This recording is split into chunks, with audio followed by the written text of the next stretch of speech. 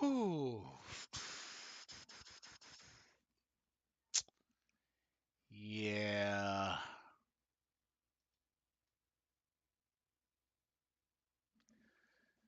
Just when I thought it couldn't get worse.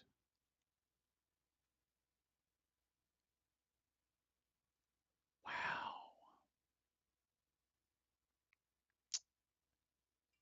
Yeah. Um,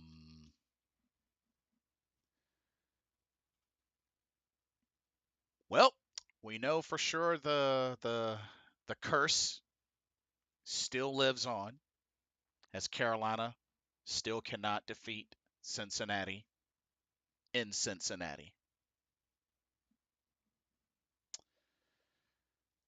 Oh man. So yeah. The Bengals pretty much sucked the life out of the Carolina Panthers today in a really, really big way, especially in the form of Joe Mixon.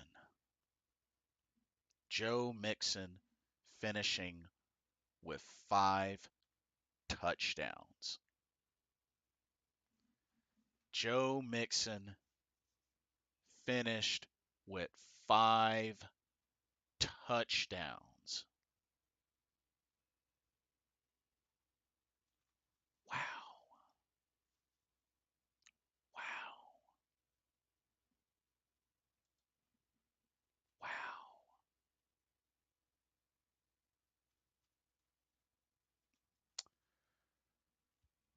Oh, man.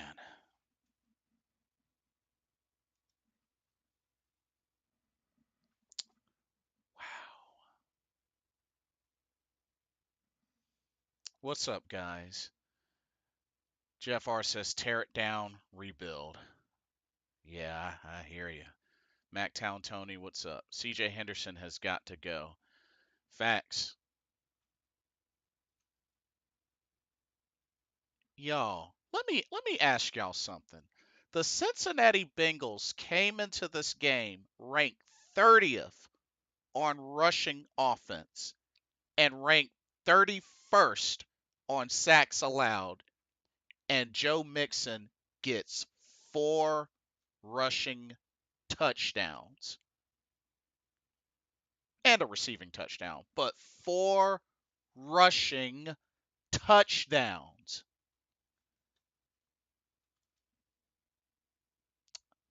22 carries, 153 yards, and 4 rushing touchdowns.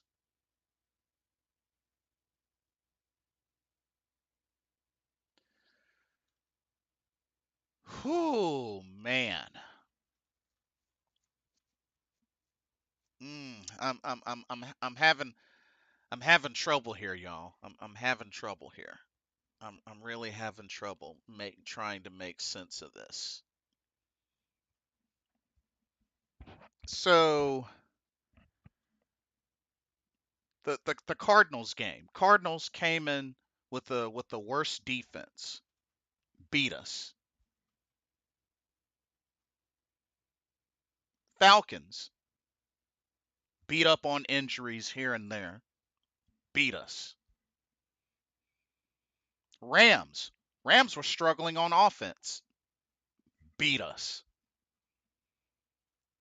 Cincinnati comes in next to last on sacks allowed, 30th on rushing offense. Demolishes us.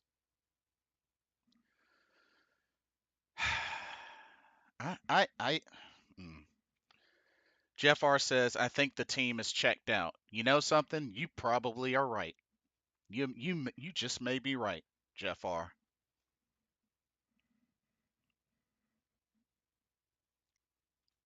Like, wow. The tackling, trash all around. Oh my God, was the tackling trash or what today? Oh my God. We have no identity on offense or defense. I definitely didn't see one. Well, I guess it's safe to say the PJ Walker story, I guess, is over. 3 of 10, 9 yards, 2 interceptions. Only 32 total yards of offense in the first half.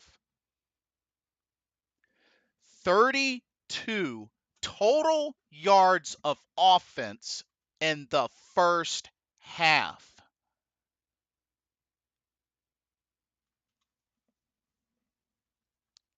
I'm having a hard time. I'm having a hard time figuring out how do you do that? How do you only have 32 total yards of offense in the first half? How? How?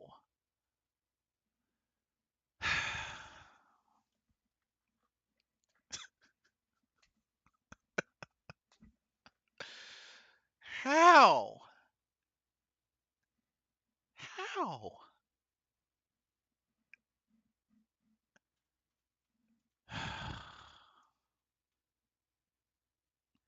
This game pretty much sucked the life out of the entire Carolina Panthers team.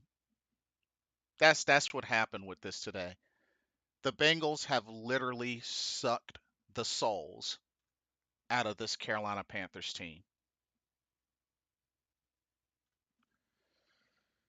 Joe Mixon out there looking like Sean Alexander.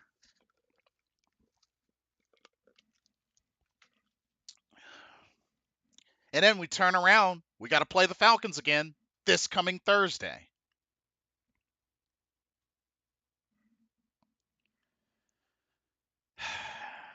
I don't know, y'all. I don't know.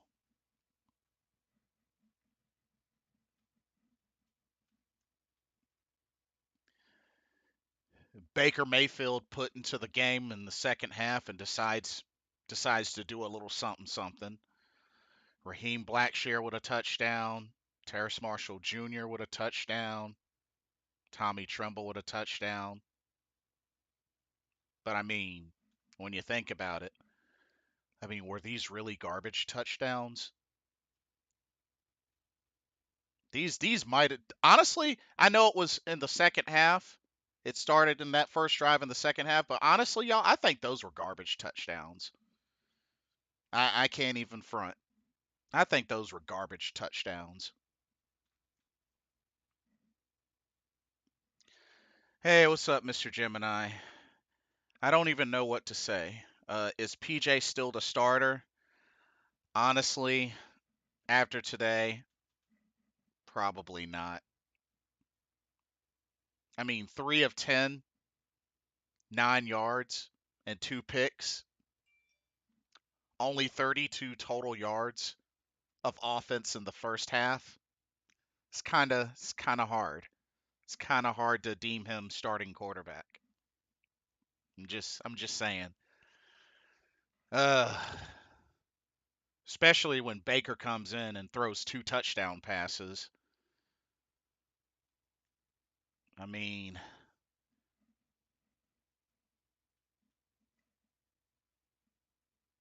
I don't know if it's a combination of the play calling or what in the execution, but honestly,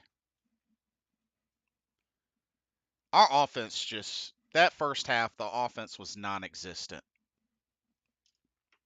And then the defense was just getting destroyed. Yeah, CJ got picked on. Oh yeah, CJ Henderson got picked on all day. But you know what? The tackling, the tackling across the board was trash. Let's keep it real. The tackling was trash.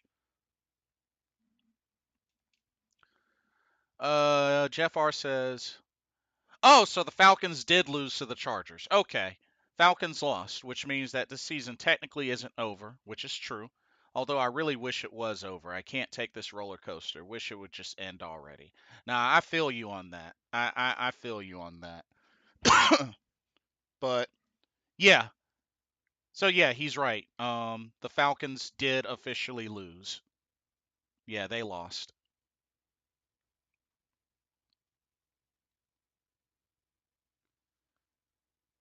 The Jets beat the Bills. So that's impressive. The Jets beat the Bills. But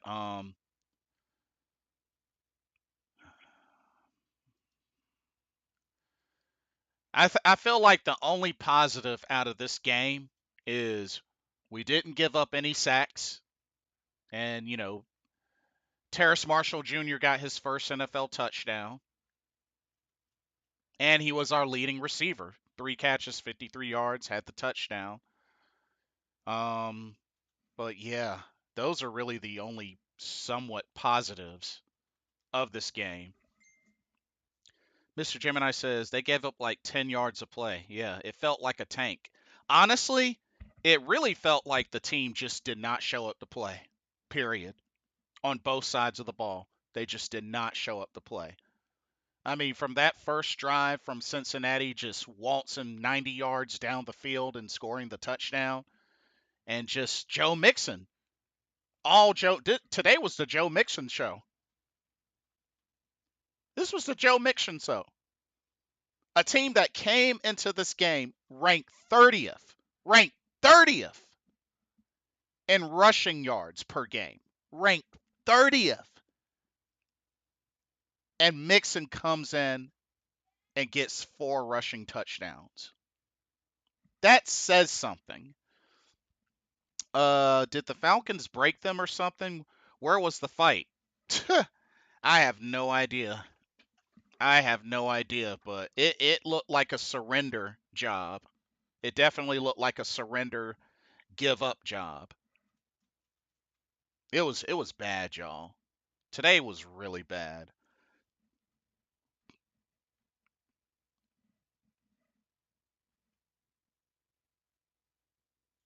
I mean, 35 unanswered points.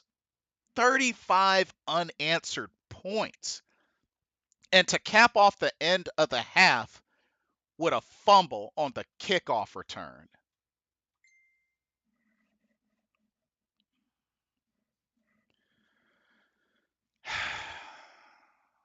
I don't know, y'all. I don't know what to say. I don't know what to say. What I mean, what I don't know what to say. Mr. Gemini says, I don't know about Steve Wilkes now. And Jackson was on the sideline again. Yeah, he was suited up, but I don't know what's up there. Um, Amari Barno got his first sack. Burns, he got beat up on. Um, but yeah, just we're reminded. I guess we're pretty much reminded why this was a team that was just recently in the Super Bowl. I mean, I didn't think they would end up putting up 42 points, but we have just been reminded why the Bengals were recently in the Super Bowl.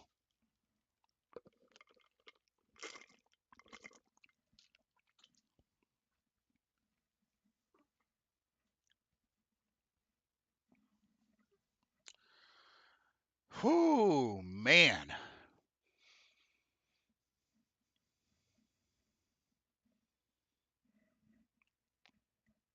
And what makes matters worse, we got a short week coming up. We got a short week.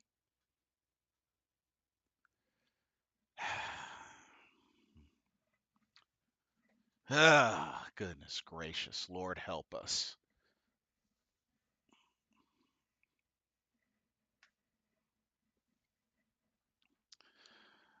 Uh, let's look a little deeper at some of these stats.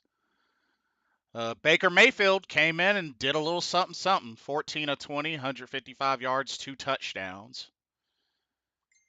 And the run game, which, I mean, the team was playing from behind, only 18 total rushing attempts. Dante Foreman, 7 carries, 23 yards. Spencer Brown, 3 carries, 16 yards. Raheem Blackshear, 5 carries, 13 yards. He had the one rushing touchdown. So, I mean, uh,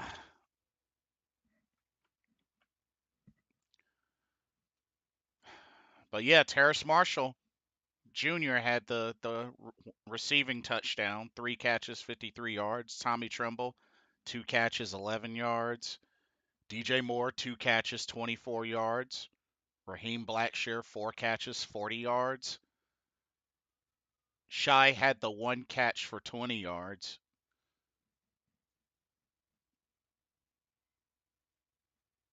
Just, oh my God, y'all.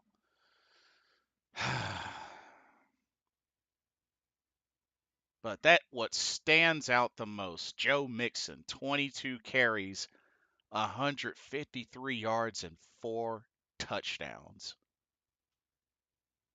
Wow. Wow.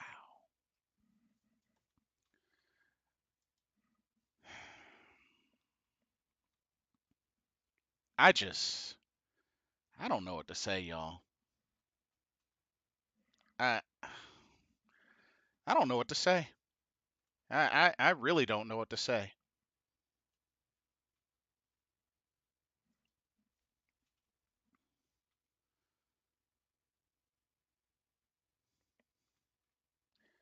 Shaq led the tackling, 10 total tackles. Amari Barno had one sack. Brian Burns had the other sack.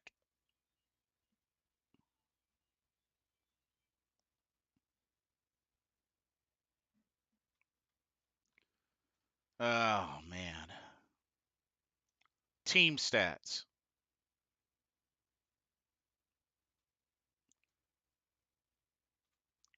Wow, we had 8 passing first downs, 4 rushing first downs, and a first down from penalty. Y'all, we had only 13 total first downs today. 13. The Bengals had 30. 30. We had only 13 first downs today. That's sad. That is sad.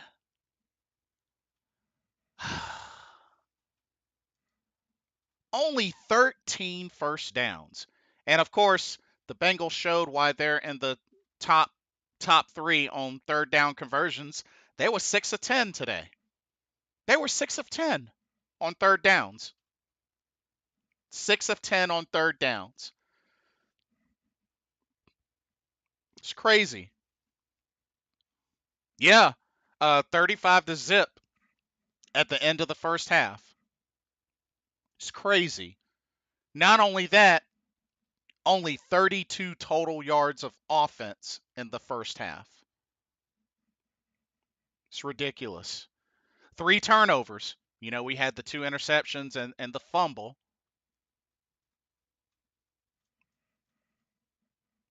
Can't win games with turnovers. But yeah, today was the Joe Mixon show.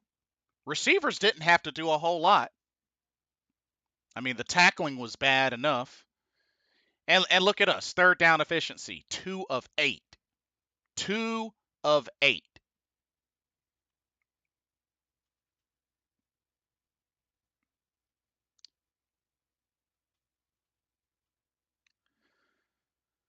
The Bengals had 39 minutes and 21 seconds time of possession.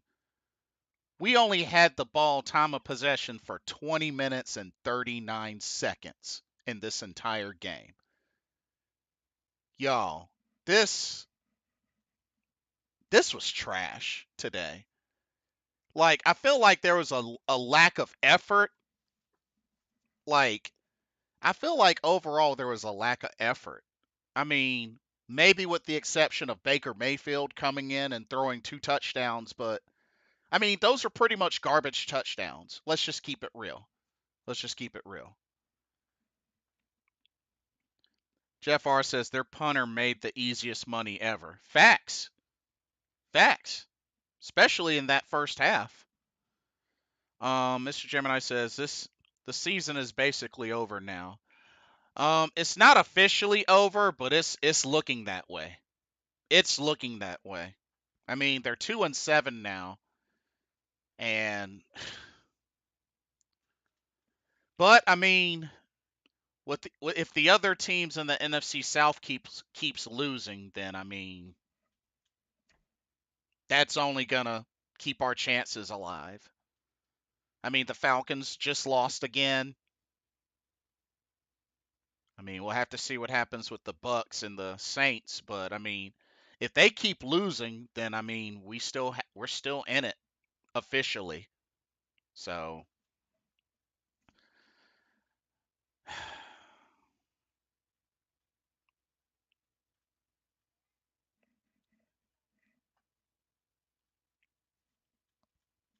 yeah, I just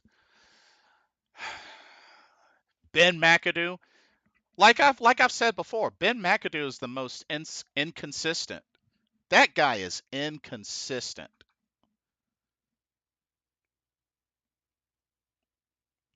And the thing is, the quarterback is getting time. Whether it's PJ, whether it's Baker, I mean, the offensive line is giving the quarterbacks plenty of time. So I don't know what the heck is going on. I don't know what the heck is going on.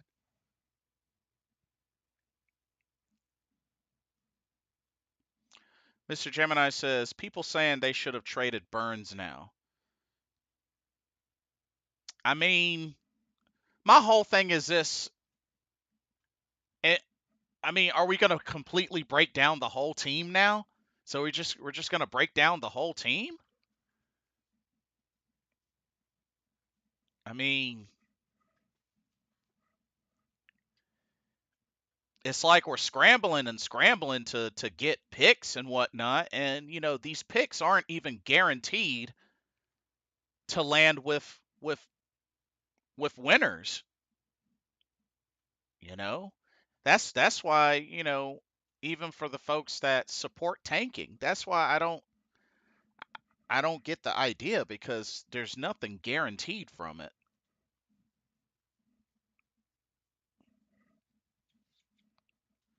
But I mean, and the thing is, it's not just Brian Burns. I mean, YGM, he hasn't really been successful. What about YGM? He hadn't been successful.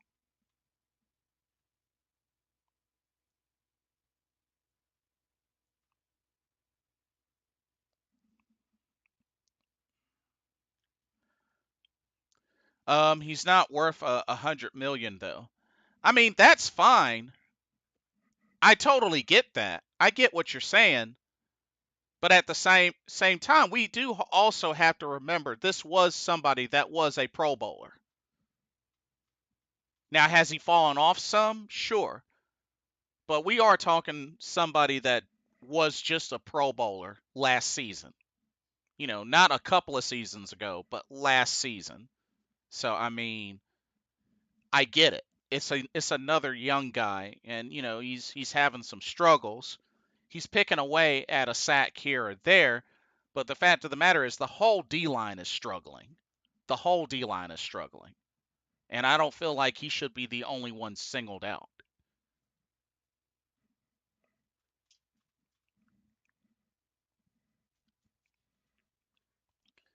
I mean, it's already bad enough with the lack of tackling across the board because the tackling is bad across the board. There's nobody I can really single out on that defense because the tackling is bad across the board. So there's not really anybody I can single out there.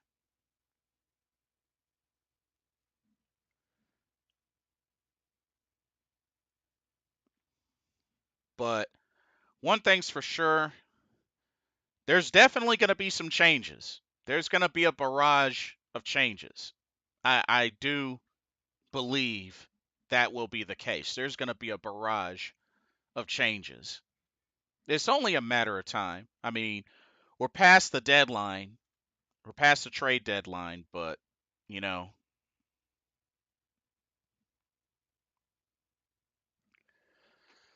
there's going to be some changes for sure. There's definitely going to be some changes. Um, a lot of folks were also saying maybe we shouldn't have let go of Phil Snow, but honestly, I mean, the talent's kind of banged up. Dante Jackson's dealing with injuries, and even J.C. Horn as well. Still no Jeremy Chin, which I don't even think he'll be ready for the Falcons game. Um, so I mean, we're already somewhat banged up on defense, but C.J. Henderson, we all know how he's been doing this season. So I mean, there's just a lot of overall struggles with this team, and Steve Wilkes was put into a very very difficult position. I mean, he's got an opportunity, but right now it's looking bad. Only one victory since he became interim head coach. But it's like I said before, we may not win another game this season, but we're going to be somewhat competitive. Just today definitely wasn't the case. Today was not the case. So, yeah, I don't know, y'all. Just I think if anything, this this Bengals loss really, I think, sucked the life out of the team and even the fan base, in all honesty, because I know that was draining. That was really draining. It was hard to watch, especially that first half. It was really hard to watch.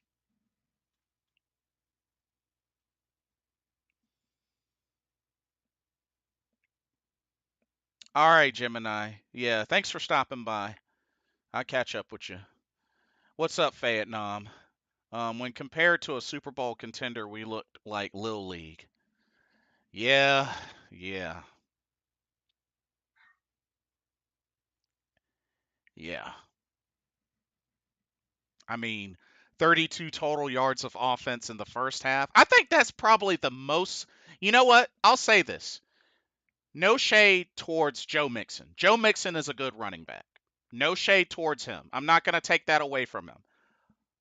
The most surprising stat of this game was the fact that we had 32 total yards of offense in the first half. That is the most surprising stat out of this entire game. Yeah, Joe Mixon got 5 touchdowns. He did his thing. Like I said, Joe Mixon's a good running back. But the fact that we only had 32 total yards of offense in the first half was just bad.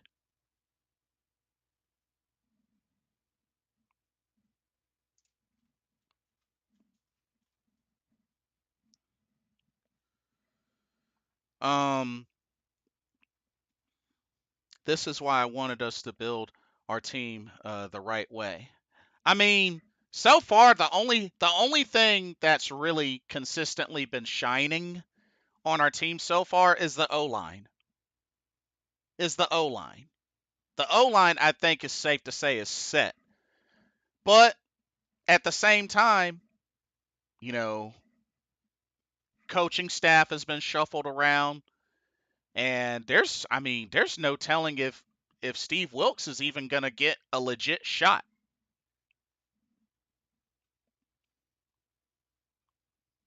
Because the record I would think has to sort of add up, but I don't know. I don't know how they'll do it. I really don't.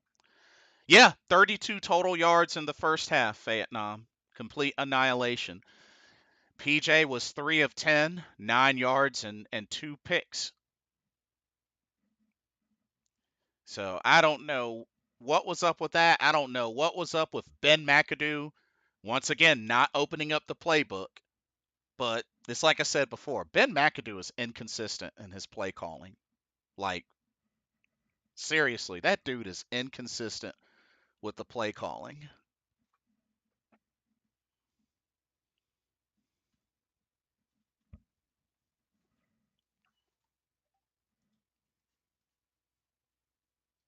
So it's just wow.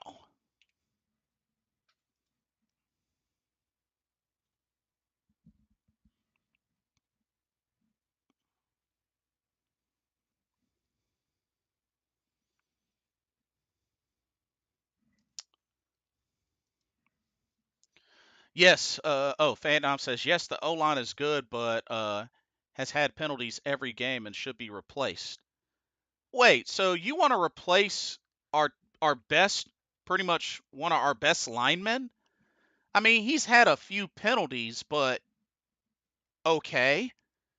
First time this season, and he's been with us for so long. Like we can't just up and replace somebody when they've struggled a little bit. That's not a good look. That's not a good look. There's a reason why we've kept them as long as we have. Nah, we can't replace somebody. But he's not the worst. He's not craptacular or anything like that. Don't do that, Vietnam. Only because he struggled a little bit. Come on now. That's a little unfair. That's a little unfair. That's a little unfair because even when we had what's his face? Even when we had F line. F line struggled as well. And then what happened? Moved him to center. He started doing better. But no. There's a reason why he's still on this team. And it would be a dumb idea to get rid of him. Nah. Come on now. You you as soon as somebody start to struggle, you can't just cut them like that as soon as they start to struggle. It happens to the best of folks. It happens to the best of folks. We can't give up on people like that. Especially when he is the least. Compared to a lot of the other struggles on the team, he's the least of the struggles. The very, very least. The very least. Nah, we can't do that. We can't do that. That's not good. That's not good. We can't do that.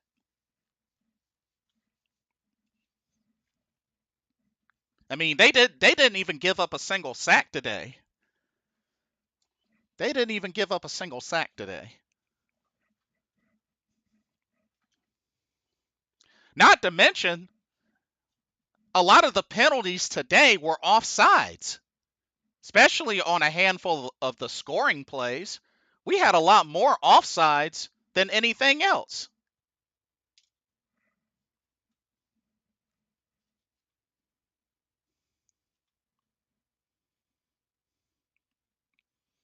Cade Mays is waiting to take his place, though. Moton doesn't seem hungry anymore. I disagree. I agree that Cade Mays, I would love to see him get a shot, but to say Moton isn't hungry anymore, I disagree. I disagree. If he wasn't hungry anymore, he wouldn't still be on the he wouldn't still be starting right tackle.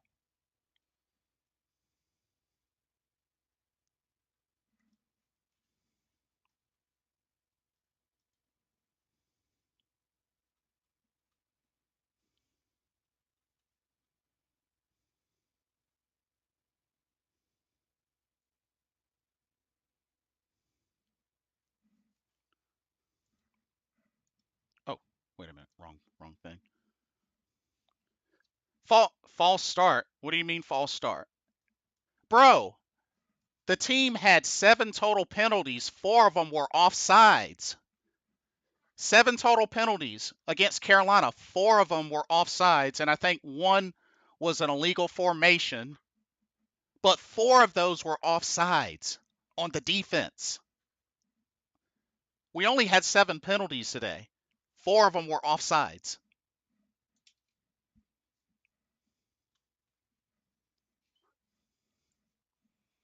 Like like I said, we can't easily give up on somebody as soon as they start to struggle. That's so unfair. It happens to the best of us. What's up? Nothing. Wow, his name is Nothing. Huh, interesting name.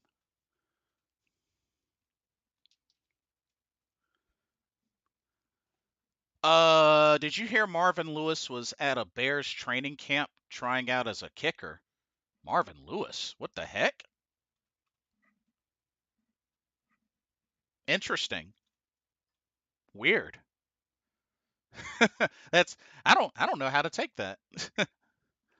um Phaedom says, let's just see how it goes because I don't have faith that the staff will bench or replace aging players when they start losing a step, i.e. Shaq. Okay, Shaq is a different story than Taylor Moton.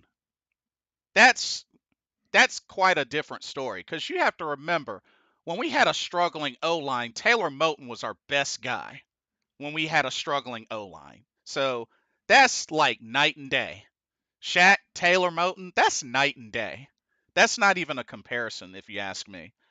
Aubrey, what's up? Hello there, guys. I did not watch the game, but by listening to you guys, it sounds like the Panthers need some more weapons. Uh, I mean, I mean, I wouldn't say so much more weapons. Maybe more so on defense, but as far as weapons, I feel like we have them, just the execution isn't there. I don't know. What do y'all think about Aubrey's comment? Because that's I think that's arguable. I think that's arguable. But what do y'all think about Aubrey's comment?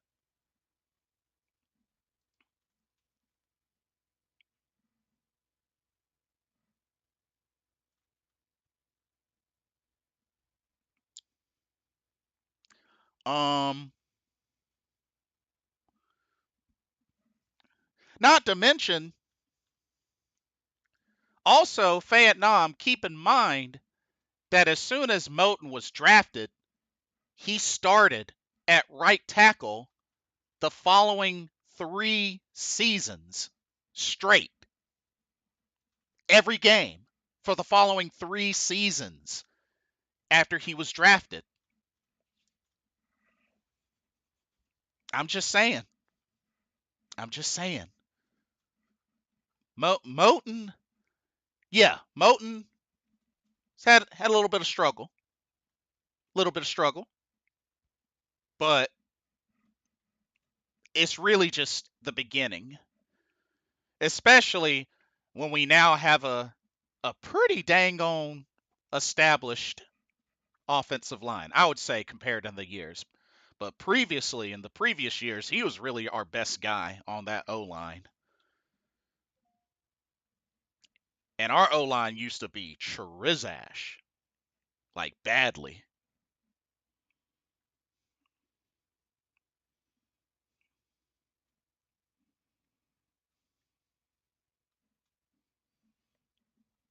Do you think that they need one more piece to the puzzle on defense or offense? Uh, so I know a lot of people are thinking maybe we get a tight end because I don't think a lot of people are sold on Tommy Tremble. And I don't know what the heck is up with. Has anybody seen Ian Thomas? Where the heck has he been? But some say perhaps new tight end. But if you ask me, we need another dog on the D line. We need another dog on the D line. Like that, our D line needs help. Our D line needs help. Linebacker, linebacker needs help. You know, even Luvu is starting to struggle. Luvu is starting to struggle. So, you know, Shaq has struggled for a good bit, but now Luvu is starting to struggle. So, and then the rest on defense is just injuries. I mean, like I said, no Jeremy Chin. That's been hurting us.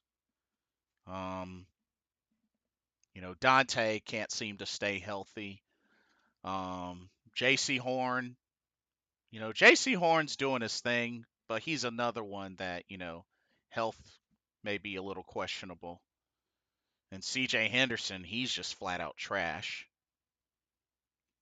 But yeah, I don't know. This is tough. This is really really tough. But that you raise a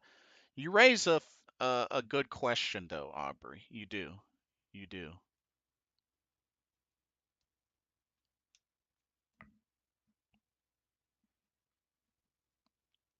But oh man.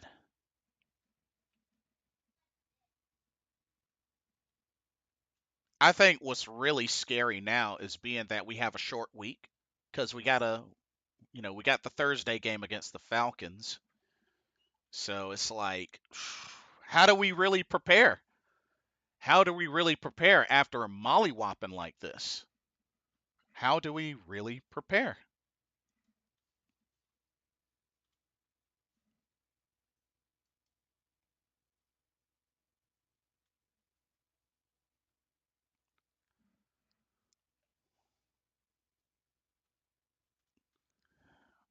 Well, Tampa Bay is going against the Rams right now. They're up 3-zip.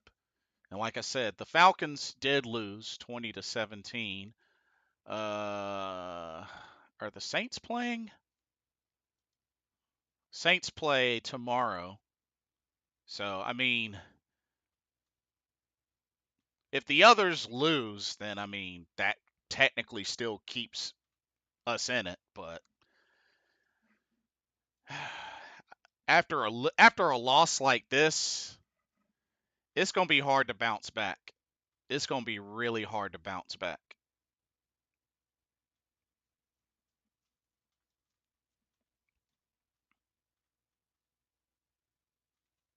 It's going to be really hard to bounce back.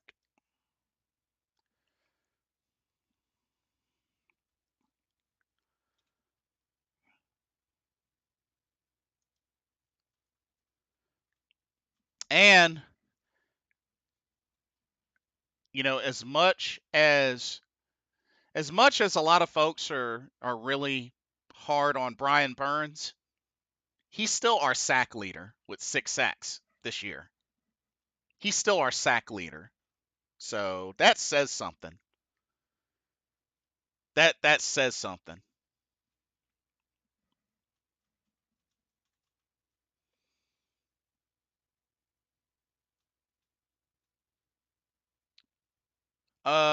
Who is number 93? It looked like he didn't even try on that goal line stand in the first quarter. Uh, Number 93, I think that's Davion Nixon. Let me double check.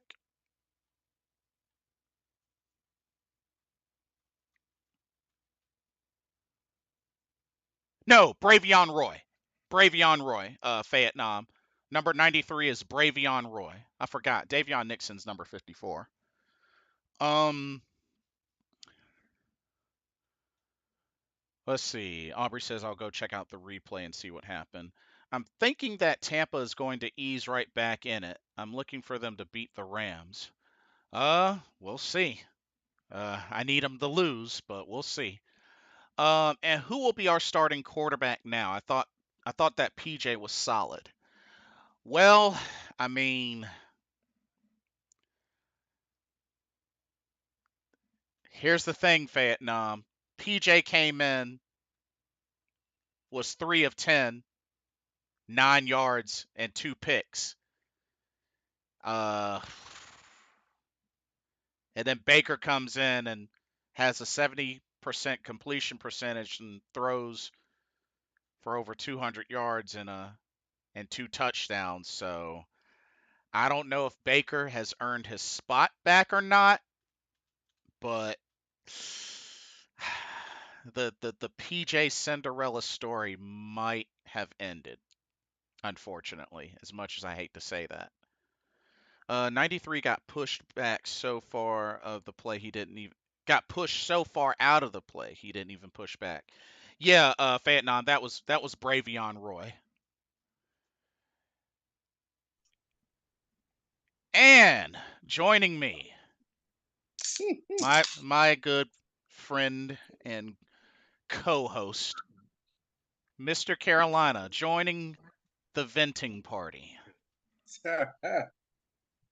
What's going on, party people? Sorry I'm late. Wife's not feeling too good, so I sent to her as well. She's resting, so I got a few minutes to come home here and vent with y'all. But I appreciate my brother allowing me to come in here and vent with y'all for a few minutes. I begrudgingly am going to put this on. Fair enough, fair enough. Begrudgingly. Oh my God. To this point, oh my God, Let it out. Let it out. bruh. I have never seen, well, I have seen, but I have never been more embarrassed to watch a game than watching this one. To the point where me and my brother Jay, we texted back and forth a little bit during the game. But Jay, have you really honestly ever heard me say I'm done? Like I can't even watch this anymore. This is a first. I had to check out because to the point where you let them go off for 35 points in a half. In a half, Joe Mixon scored 5 touchdowns by himself. 5 touchdowns. Yes, because he did that on his 5th touchdown. Am I really beat? I'm outscoring y'all by myself. Our defense, Jesus Christ. I Call stand, on I him. stand, I stand up for y'all every week. Every week. I can't do it today. I can't even try to say you were on the field too much. Because it's like every possession Cincinnati had, they scored. Or to this point, if you're going to line up all sides, at least make the play so they don't score. Y'all line up all sides and they still score. 4 times. How? At least make it benefit you if I'm going to get a penalty. Second point, CJ Henderson, you a hot garbage. You a hot scolding garbage that I wouldn't put out if my life depended on it. They picked on you and kept picking on you. You're a liability to this defense. Point blank, period. JC Horn, I don't know if it's injury or whatever it is coming back, but I saw lack of effort on tackling on some of these plays where you're supposed to be setting the edge, my brother. It looks abysmal. Shaq, Oh Lord. Frankie, I don't know what y'all were doing. Fill the damn hole.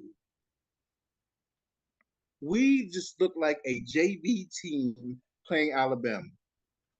That's what it looked like. And even Alabama, no, let me LSU. I'm an LSU guy. We look like Mhm. my middle school team that played LSU.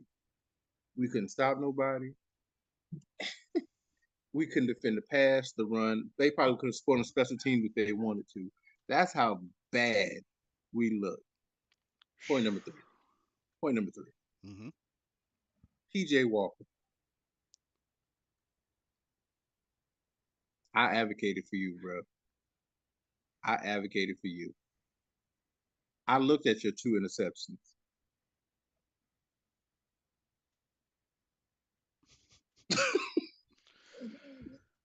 Oh man. They get they get a penalty on one of them. Or the penalty was on us. You float the ball in triple coverage. That ball had no chance of being caught. Sure enough. No chance. What are you doing? But again, to the point, ladies and gentlemen, this is what happens when team can gather film on you and game plan for you. We were hyped. I was hyped. Hmm. But you know what the problem was? The Bengals gathered film on PJ Walker. And they said, this is how we're going to beat you. We're going to take away your running game, which I don't know why Deontay Foreman didn't get more carries in the first half. Whatever. PJ Walker, what they say is PJ Walker's not going to beat us. PJ Walker can't beat us. And we're going to show you why. And they did that. There's been no reason, and correct me if I'm wrong, where DJ Moore only gets one target in the first half. Yep. One target. Why? Because, again, not to knock the brother, I'm super proud of him. Hmm. This is what happens when your fourth string quarterback that should have been cut has a good game or two, Hmm. and we get on the hype train. But again, out of the quarterbacks that we have, and it feels like eating gravel saying this. Baker Mayfield gives us the best chance to somewhat compete. I didn't say fully compete, Hmm. somewhat compete, because out of the quarterbacks that we have, Hmm. he's had the most success out of all the quarterbacks in that room. Now, y'all listen. PJ Walker's success came in what league? The The XFL. XFL. Against guys now that are probably selling you lawnmowers at Lowe's. Let's be realistic. We are not a quarterback away. We need secondary help. Yep. We need linebacker help. The offensive line for me is fine. Yeah. Terrace Agreed. Marshall, Terrace Marshall showed himself again with that Moss. Look, I saw the highlight on Bleacher Report. Oh yeah, he mossed. He pulled a He mossed, moss. he mossed somebody. Cool. Tommy Trimble is going to be a hell of a tight end. Dante Foreman is going to be a hell of a running back. We Hmm. still have DJ Moore. We still have Shi Smith. We need on offense. I would say we need that final piece, which is a quarterback. Offensive line is fine. I have no issues with our offensive line whatsoever. Agreed. Like it. We can use a few more weapons on offense. Maybe another slot receiver, a compliment. Well, Chuba Hubbard was out today, so we have a Hmm. 1-2 punch as far as running back goes. So we don't need another running back. Yeah, Blackshear did pretty well. He didn't do too bad. But defensively, bring in, and of course, Jeremy Chin is still out, so we don't need a safety. So Right. them Xavier was a cool. Dante, I hurt my ankle again, Jackson. CJ, I couldn't catch a cold butt naked in Alaska with green flip flops on. You're not it, bro. You're not it. JC, you are the few bright spots in the secondary, but today I did not like your effort. I don't know if your injury is still lingering, whatever it is. If it is, Hmm. I'll shut up. But I did not like your effort on some of these plays that you could have made tackles on. That run to the right hand side with Haynes was off sides, and you were trying to arm tackle and Mixon just slapped your arms away and went and scored. Hmm. No, no, my brother. That play at the goal line, where you as a corner set the edge, Yep. It's got sitting to. back waiting. You're sitting in the end zone, my dude. So you're saying here, let me try to meet you at the one. Joe Mixon is a grown man. He gonna lower that shoulder, and since he has the momentum, because you're flat-footed, his momentum is gonna already carry him into the end zone. Meet him where he is. Facts. Like this is just basic football one-on-one. You can't do that. Whoever our defensive ends are, whatever, y'all did not set the edge. YGM and Brian Burns. Edge was not set. Joe Mixon, and I'm gonna say it again. And I understand these guys were in the Super Bowl last year, Hmm. but to this point, there's a reason that Joe Burrow is one of the most sacked quarterbacks in the league. There's a reason. Why? Because that offensive line is terrible, and And we didn't. and to add to that point, which is still boggles my mind, this Bengals offense came in ranked 30th in rushing yards per game and 31st in sacks allowed. Hmm. And no disrespect to Joe Mixon. He's a good running back. No disrespect to him. But how the heck do you allow this 30th ranked rushing offense? He picks up 153 yards rushing and 4 rushing touchdowns. The fifth one was just because, hey, I guess I'll get a receiving one. Like, and then our offense in the first half only had 32 total yards. And one first down because of a penalty. But PJ was 3 of 10 and 9 yards and 2 picks. Oh. that's why I said, bro. I'm gonna take this off because this hat is making me mad. I don't even want to. I don't even want to wear it. At this point, like I said, they have film on PJ, and when you have film, you can game plan. So the Bengals said, "Oh, we're gonna go into our bye week." And grant they have a bye week, handing the Panthers an L. But it's and you know what's sad about our division though, Jay? Yeah. What's sad, as bad as we got our tail whooped today, guess what, Panther Nation? We're still only 2 games out of the division lead. Yep. And the Falcons lost today. They lost to the Chargers. So the season is not over. But if we come, I don't. Who do we play next? We play Thursday? Yeah, we got a short week. We got the Falcons in the rematch. So we have a chance to gain ground. As crazy as it seems, Yeah. Thursday. But you cannot come out as a grown man. And I hope I don't care if y'all Panthers, any of y'all players listen to this podcast, listen to it, which you should. Hmm. Somebody needs to go in that locker room and put a fire under somebody's butt. Y'all need to go in that locker room on that flight home and self-check yourself. You need to look your own self as a grown man in the mirror and say, we got whooped up and down this field because we were not prepared to win a game. Y'all look like y'all came out there lethargic, didn't want to play, disinterested, and that's a disrespect to Steve Wilkes. Y'all said I'm listening to the commentators that Steve Wilkes had y'all look at the old film from the Panthers of the past of why we are who we are, why we keep pounding. Yep. And it's like y'all came out today and was just like, we went partying and we didn't get into late last night, so early this morning we just, we don't really care. I And it mean, was how did the tackling get so abysmal? because your heartbeat. You need somebody in that secondary, and that's what Jeremy Chin is for us. He's that thumper. Jeremy Chin, for all the weapons we have on defense, I'm gonna say what I call it what it is. Jeremy is that alpha dog of that defense. Yeah. And when he went out, you notice the play saw the decline because Jeremy Chin makes up for a lot of mistakes that our linebacks and defensive corners don't make up. They don't do. Hmm. He carries a lot of that weight. That's why I like Jeremy Chin. When he went out, the defense suffered. We have no secondary depth for real. Hartsfield, cool story,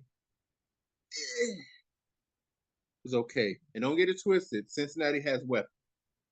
The Bengals have weapons, but they were missing their number one receiver.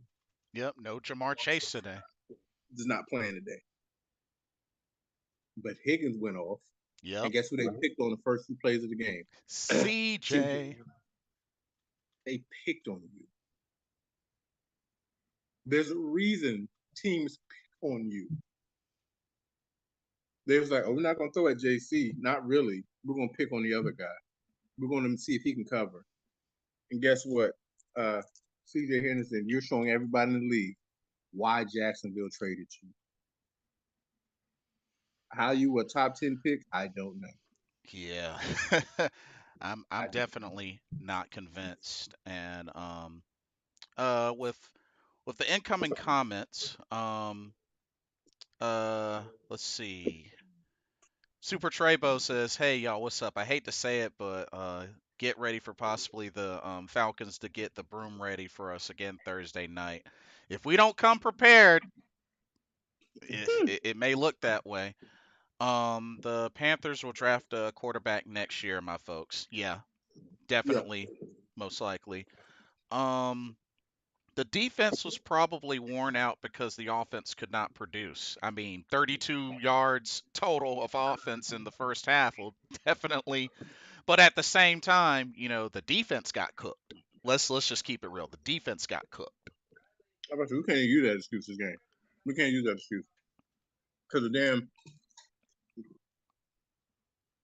Cincinnati scored with something that we don't do on their first possession. We've been one of the best defenses at not allowing a first possession touchdown. They Yep. marched on the field in 6 minutes, 90 9 plays, yards. and scored. And if you look at the touchdown, Joe Mixon damn near walked into the end zone. Yep. He was trotting. Because you know what we didn't do? Something they teach you in like Pop Warner football. Set the edge. Yep. We didn't set the edge. The linebackers didn't flow. Because the defense, you got to flow like water. Everybody has a gap. So on Mhm. a sweep play, let me tell you something. Even if, as a defensive end, as a Mhm. former corner and as a former middle linebacker, if my defensive end does not set his edge, I, as a middle linebacker, as a corner, have to flow upwards. As a corner, they teach us hold the outside and push him back inside. Why? Because at that point, your outside linebacker, your middle linebacker, your Sam line are flowing back to push that running back forward. There was no edge set at all. And Joe Mixon just kind of like, here goes one. On most of his touchdowns, if you look at them, nobody set the edge. So the edge is open. I'm going to run. They teach you that in Pop Warner football. Set the edge and flow. Nobody set the edge, nobody flow. So it's like we look disinterested in playing this game today. And That's not what it looks like. and not only just being out of position like that, but on a handful of those scores, offsides, offsides. Just If you're gonna be offside, make it count. like I don't think I've ever seen that many offsides penalties in a game. And that's the part that kills me. That's not That's normal. it's not, because you're a grown man that's been playing this game since you were 5 or 6 years old, bro. 5 or 6 years old. We know, and I've been a defensive end as well. You know, even as a corner, if I'm playing man up on you, I'm playing coverage. First thing I'm doing as a corner, and what I'll tell the kids that I teach from middle school to high school, whatever it is as a corner, you look down the line. Yep. What that looking down the line is, it lets me know where I'm at. I can see the ball. So if I gotta go, yo, back up. Right. You can, hey, inside nickel corner, tell him to back up. Hey, defense, hey, yo, back up. You look down the line. So that just tells me they just put their head down. Was like, whatever. I might be offside. So you mean to tell me as a grown man you can't look to see where the ball is at? That's what it's all about. That's how you know to go. You look for the ball. And it's just like, oh, I'm offside. Okay, I'm still offside, but I'm just gonna stay here and hope they don't say anything. You're not in Charlotte. You're in Cincinnati. Like, come on, bro. You Yeah. you got to know better. And like I said, it just looked like we had no interest from jump. So to that point, yes, the offense looked like straight doo doo. But as a man playing defense, there has to be some kind of pride being taken that I'm not going to let you. We've had games where offense sucks and the defense to give up 35 points and a half, so we can't use that excuse. Right. We've had games where Baker and Sam sucked. Yep. We gave up 35 points and a half. We Facts. damn sure didn't let no running back score 5 touchdowns. We never did that. So there's no excuse for that. I don't hear that tired excuse. That's no, we're not doing that. Mm-mm, mm-mm. Here's a fun fact from Jeff R. Teams currently are 0-8 on the season. The next game after playing the Panthers. So apparently teams can't seem to win the following game after beating us. Well, Lucky Cincinnati ain't got that problem. They want a bye week. Unless they're gonna lose to the bye week, which is impossible. Maybe the week after, but even to that, Steve Wilkes deserves better. And I really hope that we give him a proper offseason and a proper look at a team the same way, Dave Mr. Tepper, that you were patient with Matt Rule. Mm-hmm. Give Steve Wilkes the same respect and patience for taking over a team. He didn't construct the team. He's kind of stuck with this team. Mm-hmm. He didn't ask for Sam. He didn't ask for Baker. He didn't ask for Matt. He didn't ask for PJ. So you're Yeah. sticking him with 4 quarterbacks that he didn't ask for. You're sticking him with a defense that way. Yeah, he was a part of it. He didn't ask for. So, Scott Fitterer, you recoup some of those draft picks. Cool. I hate to be the bearer of bad news, but if we don't win Thursday, and what are we 2-7 right now? Yeah, we're 2-7 right now. Let them not win Thursday, and watch how quickly they wave that white flag. Because at this point, they're like, you know what? Let's just try to get one of these quarterbacks in the top 3 picks. Pretty much. Because what are we playing for? We look bad. We look terrible. Our offense looked like hot garbage. Our defense looked like hot garbage. To a team, to your point, that was ranked 30th in rushing, And rushing offense. and your quarterback is one of the most hit or sacked quarterbacks in the league since 2021. Yep. How many sacks did we have today? 2. I was banking on us getting 5 sacks today, man. Shoot, we should have eaten like crazy on defense with sacks. Bro, I had Carolina defense picked in fantasy football today. Oh man, I'm sorry. I had their defense picked. The Panthers defense gave me 4 points. 4 points. Jesus Christ. Uh-oh, you got a question. Mr. Gemini asked, do you think we should have traded Brian Burns? No. Out of all the defensive ends that we got, he's the best of the bunch. I mean, he's the sack leader with 6 sacks. You don't get that kind of production out of nowhere. Brian Burns is not the reason that we can't get pressure. Now, does Brian Burns sometimes is he out of position? Is he the I'm almost getting there, not getting there specialist? Yeah, because he'll be getting there, but he won't get there. Mm-hmm. But out of the bunch that we have, Gross Matos really hasn't shown me anything. Nope. Marquise Haynes hasn't shown me anything. I don't even know any other defensive ends that we have, honestly. We just put in Barno today. He did get the other sack today, so Let maybe him we'll see a little more Barno, but that's another guy we might want to consider giving some more reps to. because Gross Matos ain't it. Yeah, Gross Matos, he's Ain't Yeah. it? Ain't it? And I said I try to vouch for dude, but um, at this point, and I said because he went to school around the corner from where I live at. I said I live in Northern Virginia.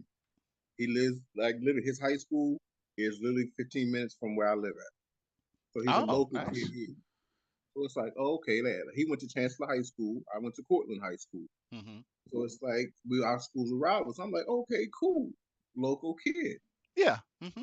You have to show up because you're not getting no pressure really. You're not setting the edge, and we let somebody go to a team that is still undefeated. Yeah, go ahead, Eagles fans, soak it up, beat y'all chest, whatever it is. Y'all whooping tail. We Let. let somebody go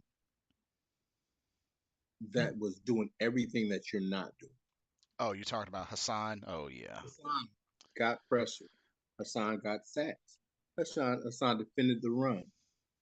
So we let him go in order to give you a shot and to save some money, Hmm. but you're not returning that investment. You're not showing us any return on that investment. Not at all. So I need to see something. Another thing I wanted to ask you, and maybe it's just me, but is our secondary playing way too much zone? Way too much zone. Way too much zone. On some of these passes, I'm like, why are we damn near 10 yards back on every play? And the only one that will actually get up on the receiver is JC Yeah. because no, let me take that back. Hmm. Keith Taylor will actually come up in a little bit and we'll press and I'm trying to understand as well. Not to get off of your question. Hmm. Why isn't Keith Taylor playing more? Yeah, I felt like he did a lot more than CJ. That's for freaking sure. I'm trying Um, to understand. Is but he still hurt? Is there something wrong with him? Does CJ Henderson have photos of whoever our secondary coach is now that he said, hey, I'll expose you if you don't start me?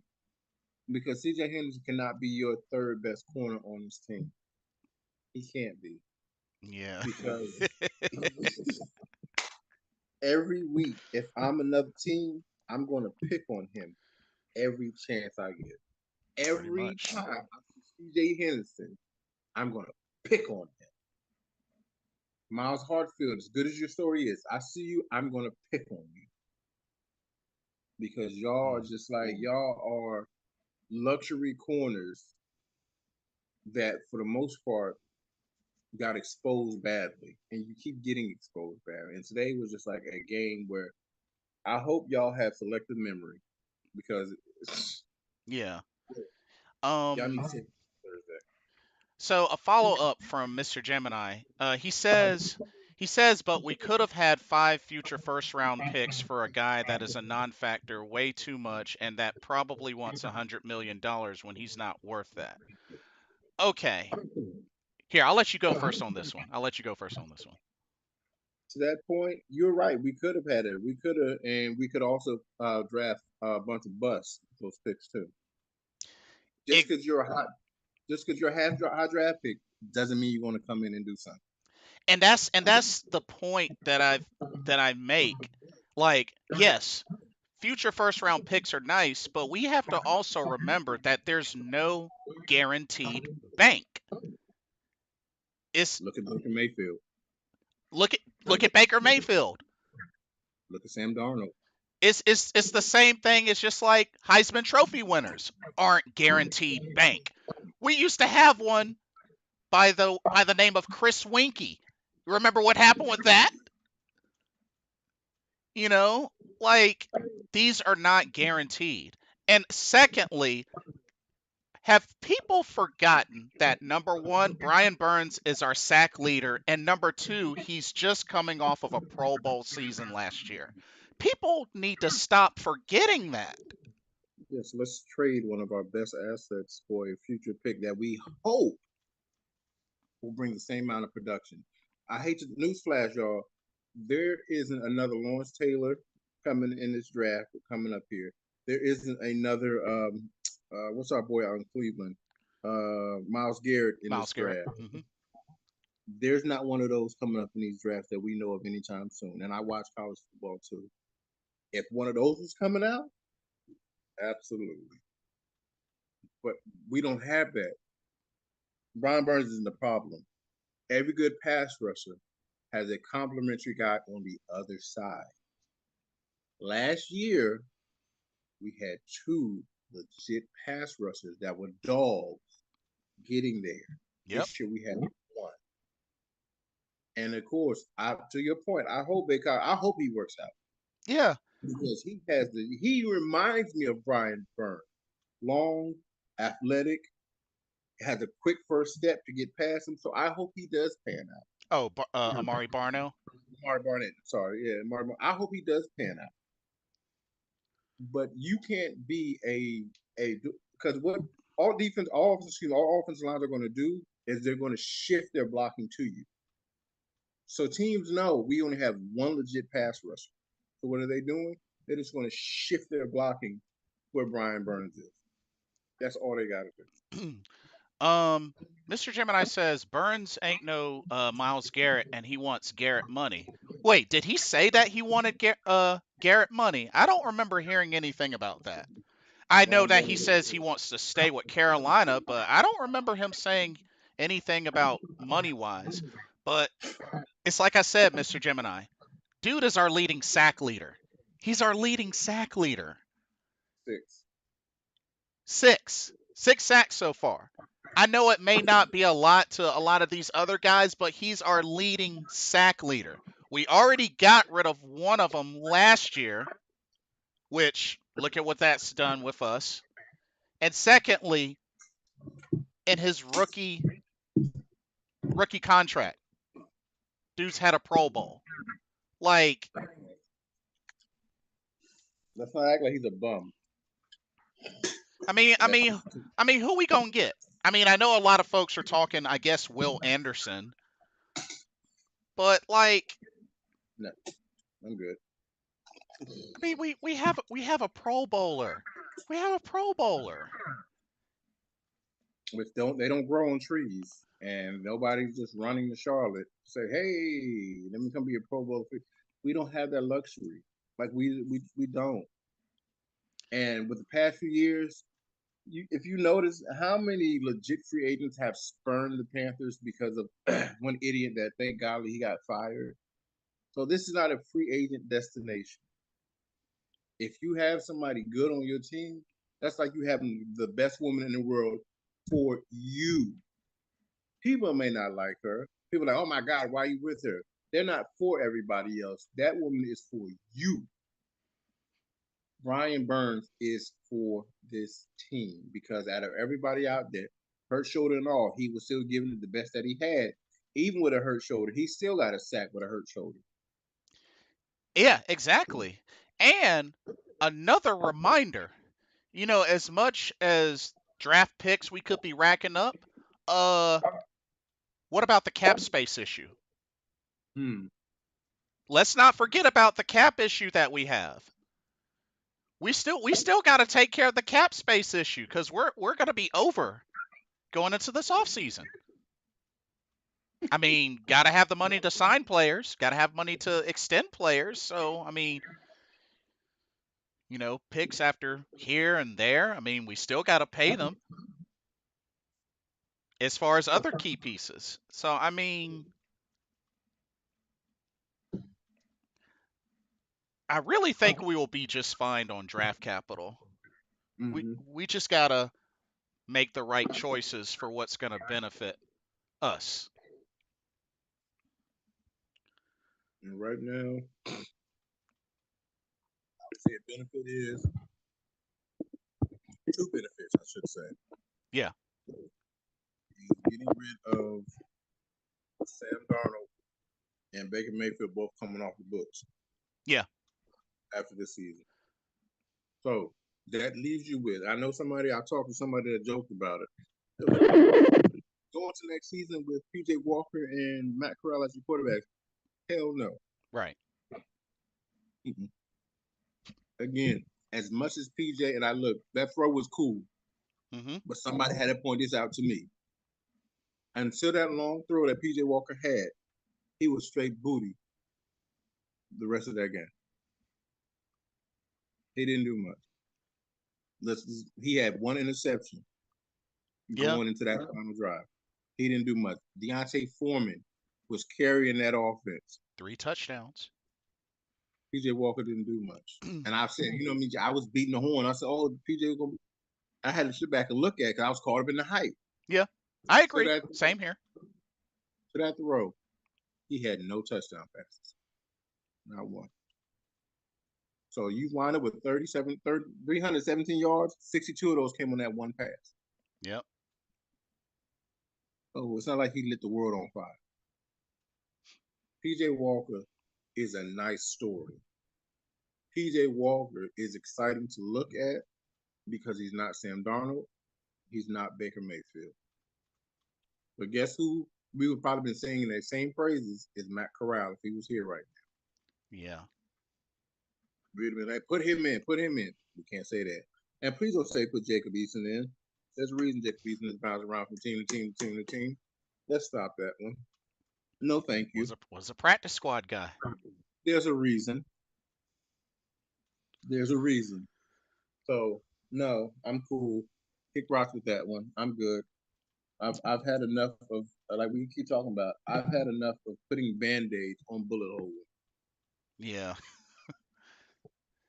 No more Um, band-aids. Paul Mancini says, "Wow, that was a rough one today. Right from the first snap, the Panthers weren't prepared, energized, or even looked as if they wanted to play. I have to put this no-show on the coaches, and especially defensive coordinator Al Holcomb, who appears overmatched every game, and the gap uh is widening with each game. Saw zero adjustments today."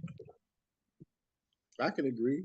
I can agree, but I'm not gonna. I'm gonna say this to that point. These are two interim coaches that were thrust in a position of power on short notice. True. This is not Al Holcomb's defense. This is Phil Snow's defense, and Al Holcomb is trying to put a twist on it mid-season. I Right. understand how hard that, and it's not high school. This is not middle school. This is professional football. It takes. There's a reason there's an off season Right. because you need that off season to implement your style of play. Right. This is still Phil Snow's defense. This is still Ben McAdoo calling plays. This is not still Steve Wilkes' offense in here. This is not even close to that. So, yes, we look disinterested in playing and look bad. Yep. And Ben What's McAdoo that? is still inconsistent. I don't understand it. We just and it's sad though, Jay, to this point. Hmm. And I know y'all know what play I'm talking about. Well, if this should not win in the game, came in the game for one play. Hmm. I called the play as he was going in motion. Hmm. I turned to look at the shoulder. I said, "Screen." What do they do? He Screen. motion to the right, screen. Like stop, stop doing that. Let the man run a route. Yeah. Let him do something else besides screenplays. Because once he comes in the game, Ray Charles can see what he's about to do. God respect it. Screen because that's all y'all use that man for is screens. Let's do something else. We're like it's just you can't become predictable, and it's like until we get a coordinator that is up with the times, that's not going to happen. Now, call me crazy, but I do not see Ben McAdoo back here next year as the offensive Oh coordinator. I heck do not. no. Oh heck no. I don't see it because your play calling is it's iffy, it's shaky, it doesn't give me good vibes at all. And Al Holcomb, as much as I was rooting for you, brother.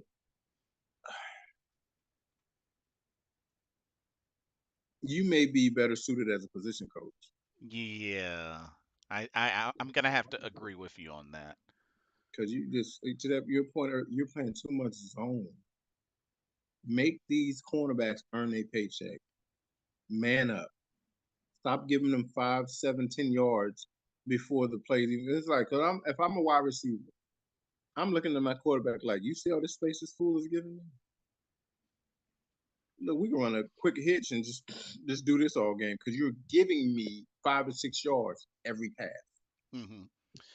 I'm going to take And you know something? Call me crazy, but I really think the defense needs to take one practice all day, one practice, get Luke Kuechly in there.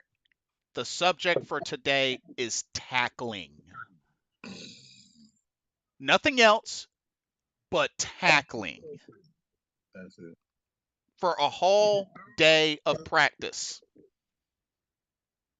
It just Fundamentals, break down, the tackle.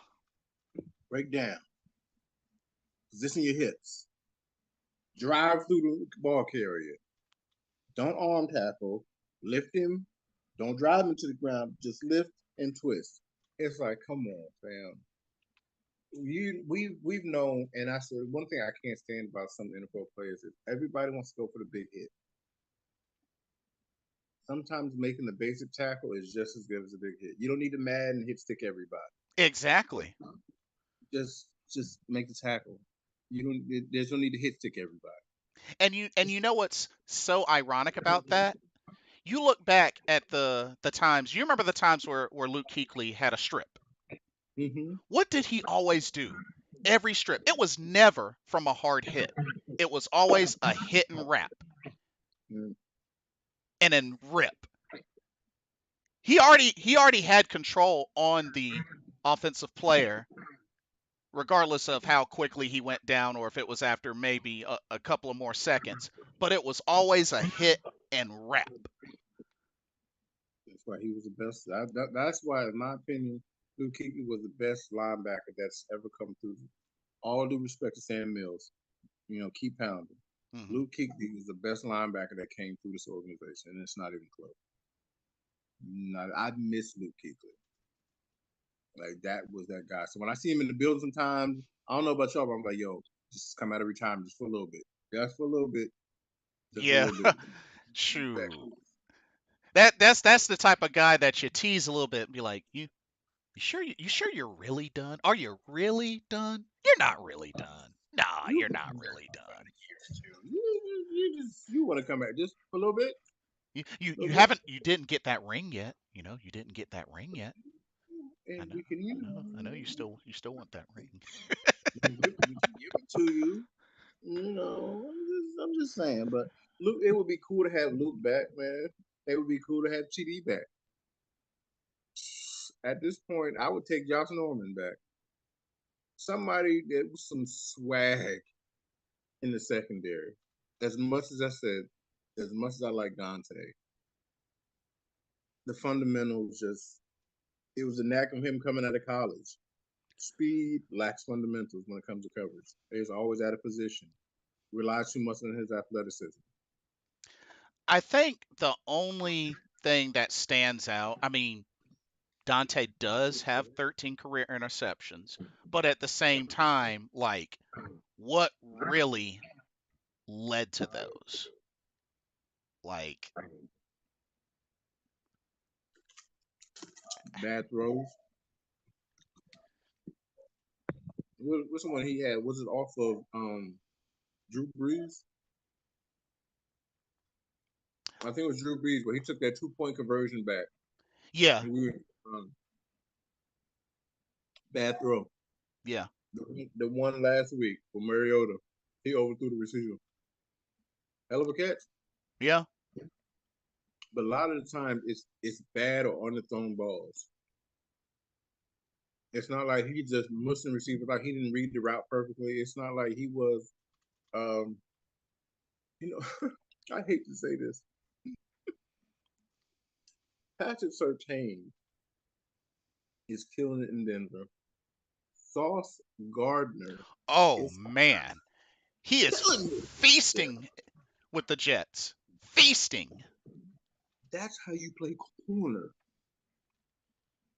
That's how you play. It's being corner, y'all. In all honesty, is not about your athleticism. Hmm. There's a reason they say this game is 90% mental. 10% physical. Because the game literally, y'all, and I tell you in all honesty, just played up here. Mm-hmm. Sauce Gardner has figured it out up here early. JC, for the most part, besides, I said I can't even really say he's had bad games. Today was just I don't know, this is injury, whatever it is. I figured it out up here. There's a Mm-hmm. reason he's one of the better corners. My boy, my son loves him to death. Jalen Ramsey figured it out up here. Mm-hmm. That's why he's one of the best in the league. Yep. I'm gonna tell you, it's like I don't understand it. He doesn't get it. CJ, you damn sure don't get it. You don't get it. Keith Taylor, I still have hope for you because you're young. Mm-hmm. But this game and games that I've seen clearly state we need secondary help bad. Because if we're not getting pressure, there's only one guy in that back end that I trust to cover somebody, and that's number 8.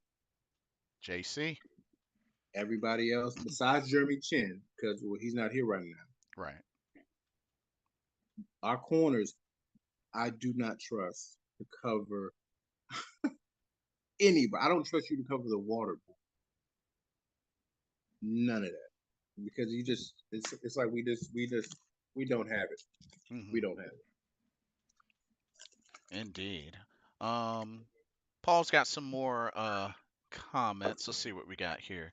Um, Duly noted that it was Wilt's decision to fire Snow and elevate Holcomb to the defensive coordinator position, which is a fair point. Still have to do a lot of adjustments because it is going into what was a different system that was used to, and then with him at the helm, I mean that's a lot to adjust, especially mid-season.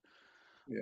Um, do you notice every time Ben McAdoo calls a reverse or a trick play, it backfires? Most of the time, yeah, that's a good point. It's if they want PJ to get 5 to 6 screenplays in first before ever challenging the defense. But see, that's what I don't understand because what was his first pass in the Buccaneers game? It was a deep throw. Indeed, it was. So that's really not an excuse, you know? And not only that, he took more shots downfield. The only thing was TMJ dropped it. That part. That part. But he's still growing into his role too. MJ is still growing into his role. But Yeah. he's showing promise. I like it because he's growing, which he should have been getting under stupid rule is repetition.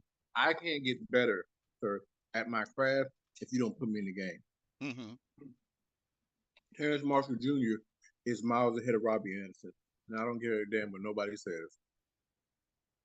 Robbie Anderson was a one trick. Let me go downfield, and that was it. He had okay years with the Jets, but you were the only real weapon with the Jets, so that's why you had good seasons Pretty with the much. Jets.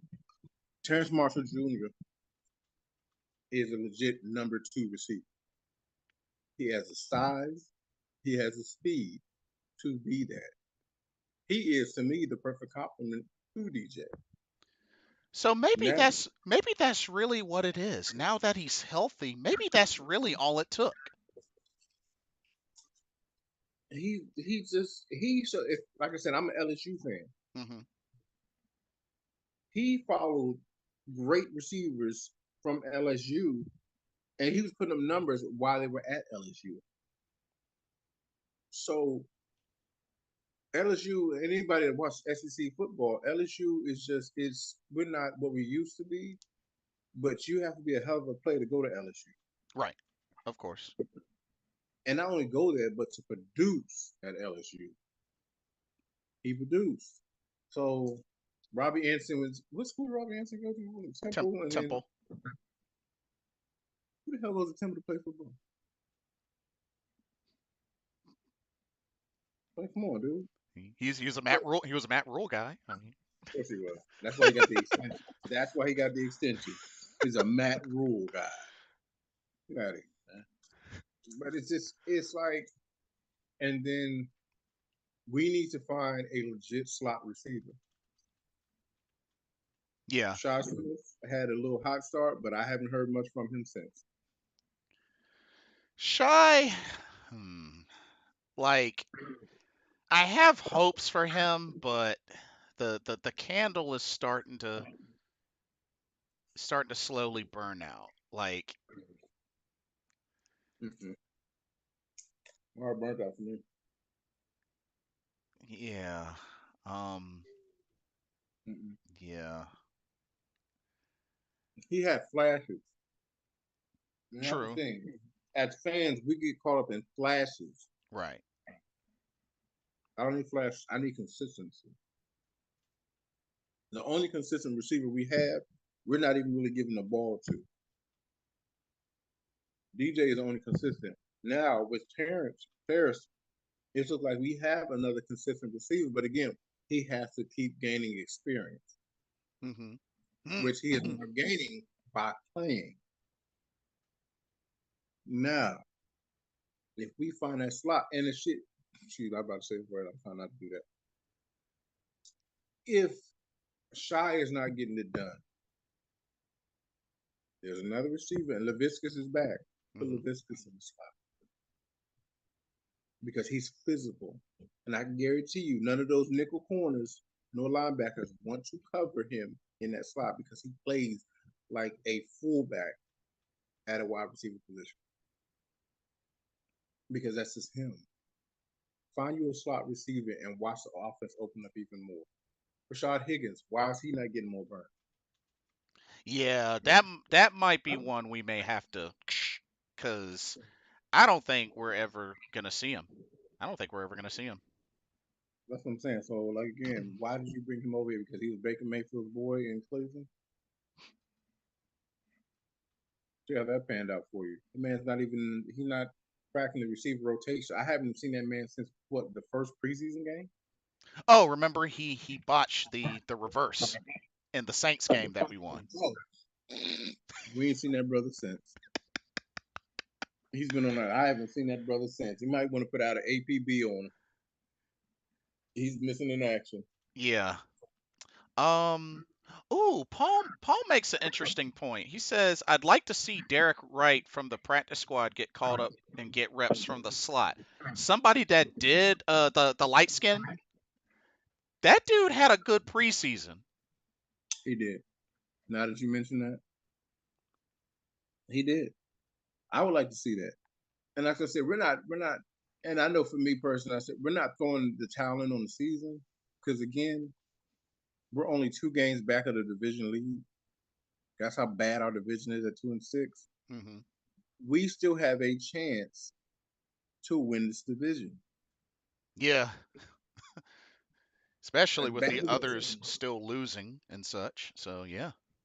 we have a chance, y'all, to win the division. But it has to do with some self accountability come Thursday. Like somebody has to go in there and be like, look, I'm about tired of getting my tail beat. After today, and then I can tell you something as a grown man. I'm gonna tell you just one game. It was my senior year, and we got beat so bad. We got beat like 63-0, 63-7, Mhm. and it was embarrassing.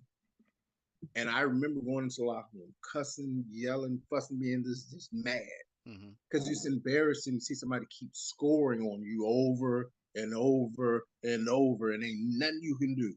Right. It's embarrassing. So I remember me and my brothers, we went and we sit there talk. We was like, "Yo, we're not doing that again. Man up, G up. If we got to come to practice early, lift more weights, whatever we got to do." Nobody for the rest of that season scored more than goddamn 20 points. Because that's embarrassing. As a man, you have to do a self check on yourself. Right. So on a plane ride, when you get home, if your brother got to call your daddy, somebody need to check y'all Yep. because it's like, that's embarrassing. You get paid millions of dollars to play a kid's game, and y'all got treated like little boys today. Call a spade a spade. You got treated like little boys today. They showed y'all where you are not for a team again, Jay. To your point, 30th.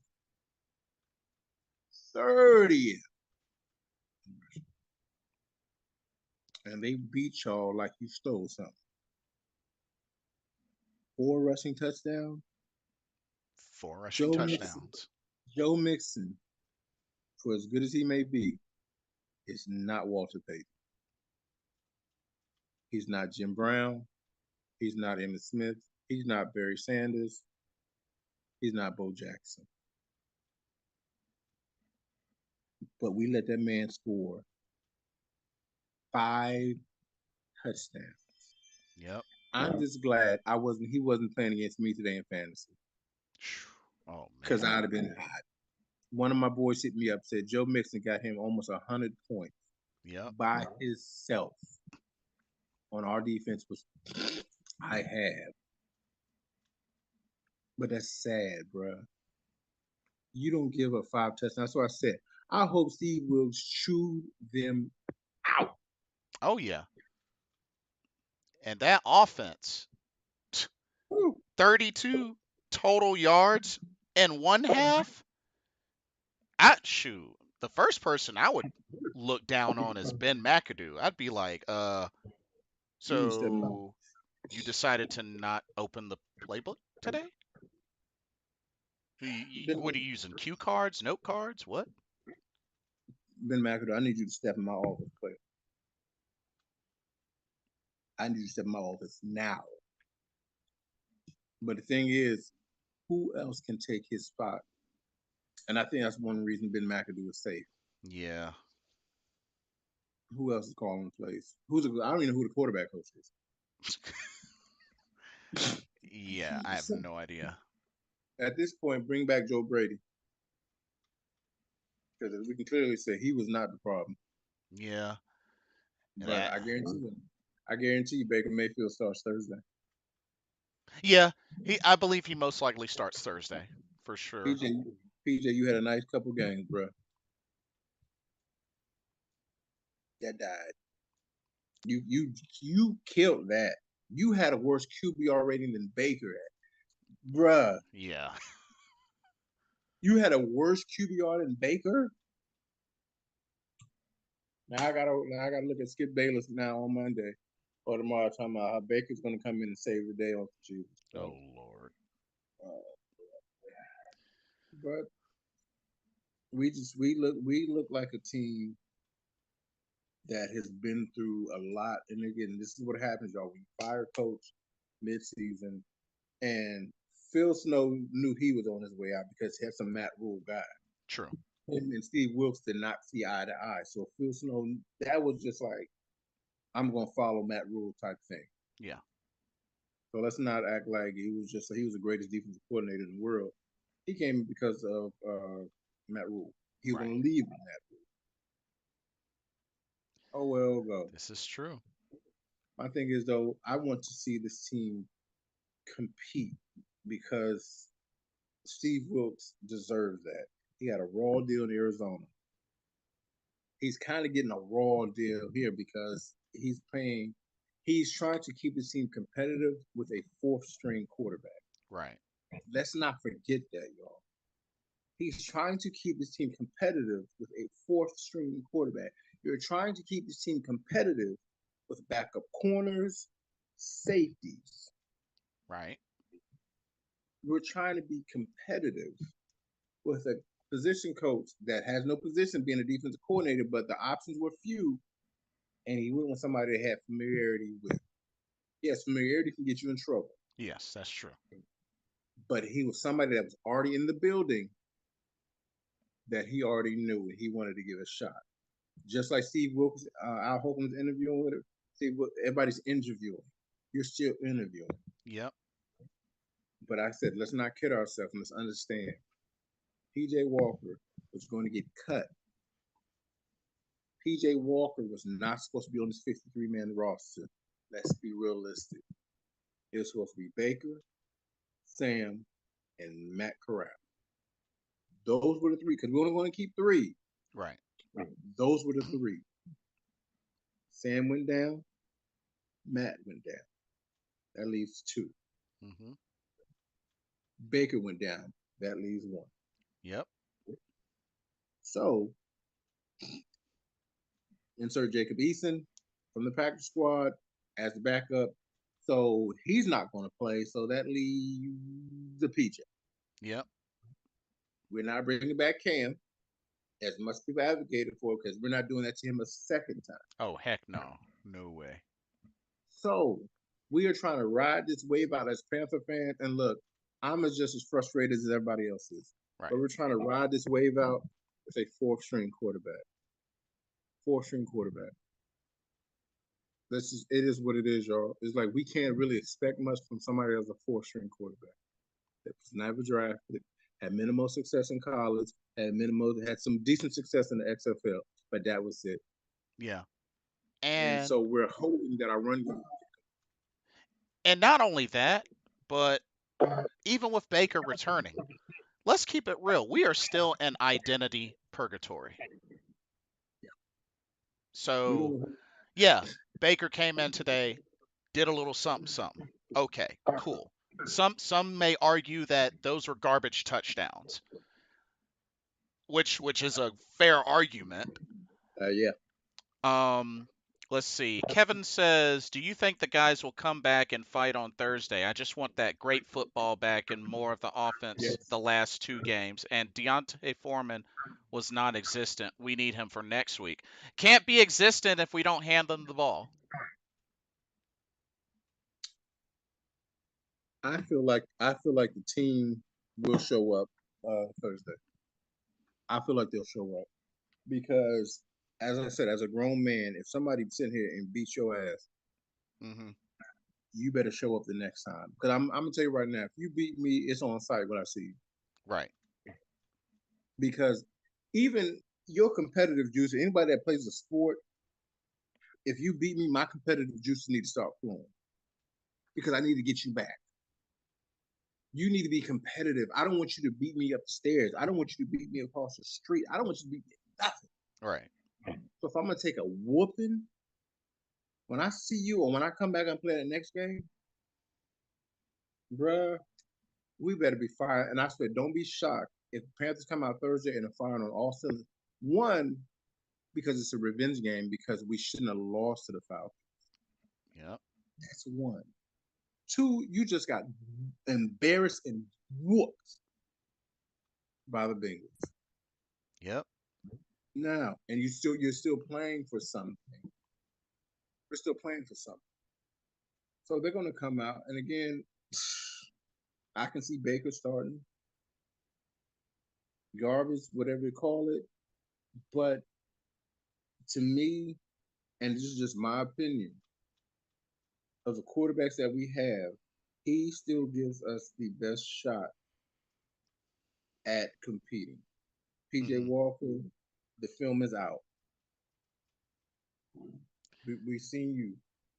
The NFL seen you. Yeah. Make him one dimensional. There's a reason you went undrafted. There's a reason you bounced around on practice squad and went to the XFL. There's a reason. Yep. And So, somebody else I gotta call out, Mr. Shaq Thompson. Dude, you want to sit there and advocate so highly? Yeah, we're gonna get Steve Wilkes a job permanently at head coach. We're all gonna advocate. We're gonna make sure he's signed to a full-time head coach deal. Prove it. Where's the passion? Where's the heart, Shaq? And honestly, so many people want to say Brian Burns and C.J. Henderson, which for good reason. yes. But Shaq, dude, you played in a Super Bowl. Yes. Dude, you've played next to two elite would be an understatement linebackers that you had an opportunity to learn from and eat from, partake of knowledge from. Shaq, you played in a Super Bowl. I'm tired of the excuses. I think enough of the fans have tried to be as understanding for as long as possible with Shaq. Hmm. Shaq, if you do not show us something and carry it through the rest of this season, I think we got to let him go. I think we have to. I want to see Brandon Smith play. Yeah. Shaq, you played in a Super Bowl. Hmm. You played in a Super Bowl, Shaq. Matter of fact, that being took Brandon Smith was another local kid that's from my area. I just thought about that. He's from this area. I'm sorry, I went off topic. Nah, He's you from. good, you good. But That's all right. Shaq, you played with two future Hall of Famers. I don't care what anybody says. TD and Luke are future Hall of Famers. Oh, that's not even a question. But come I'm on, not being dude. famous. I'm not being. But it's like, if it's this much of a struggle, what really did he partake from them?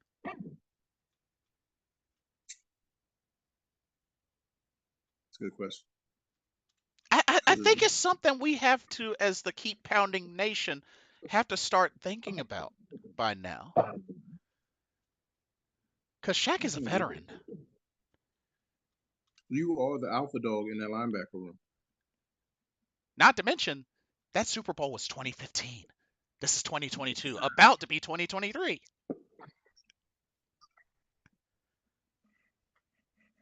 Where you at, You're Shaq? the OG of the. You're the OG. They handed you the reins, bro. They handed you the reins. Say take it over. Keep the legacy going. So as you as the middle linebacker, as the dog in the middle, that's your job to keep it going.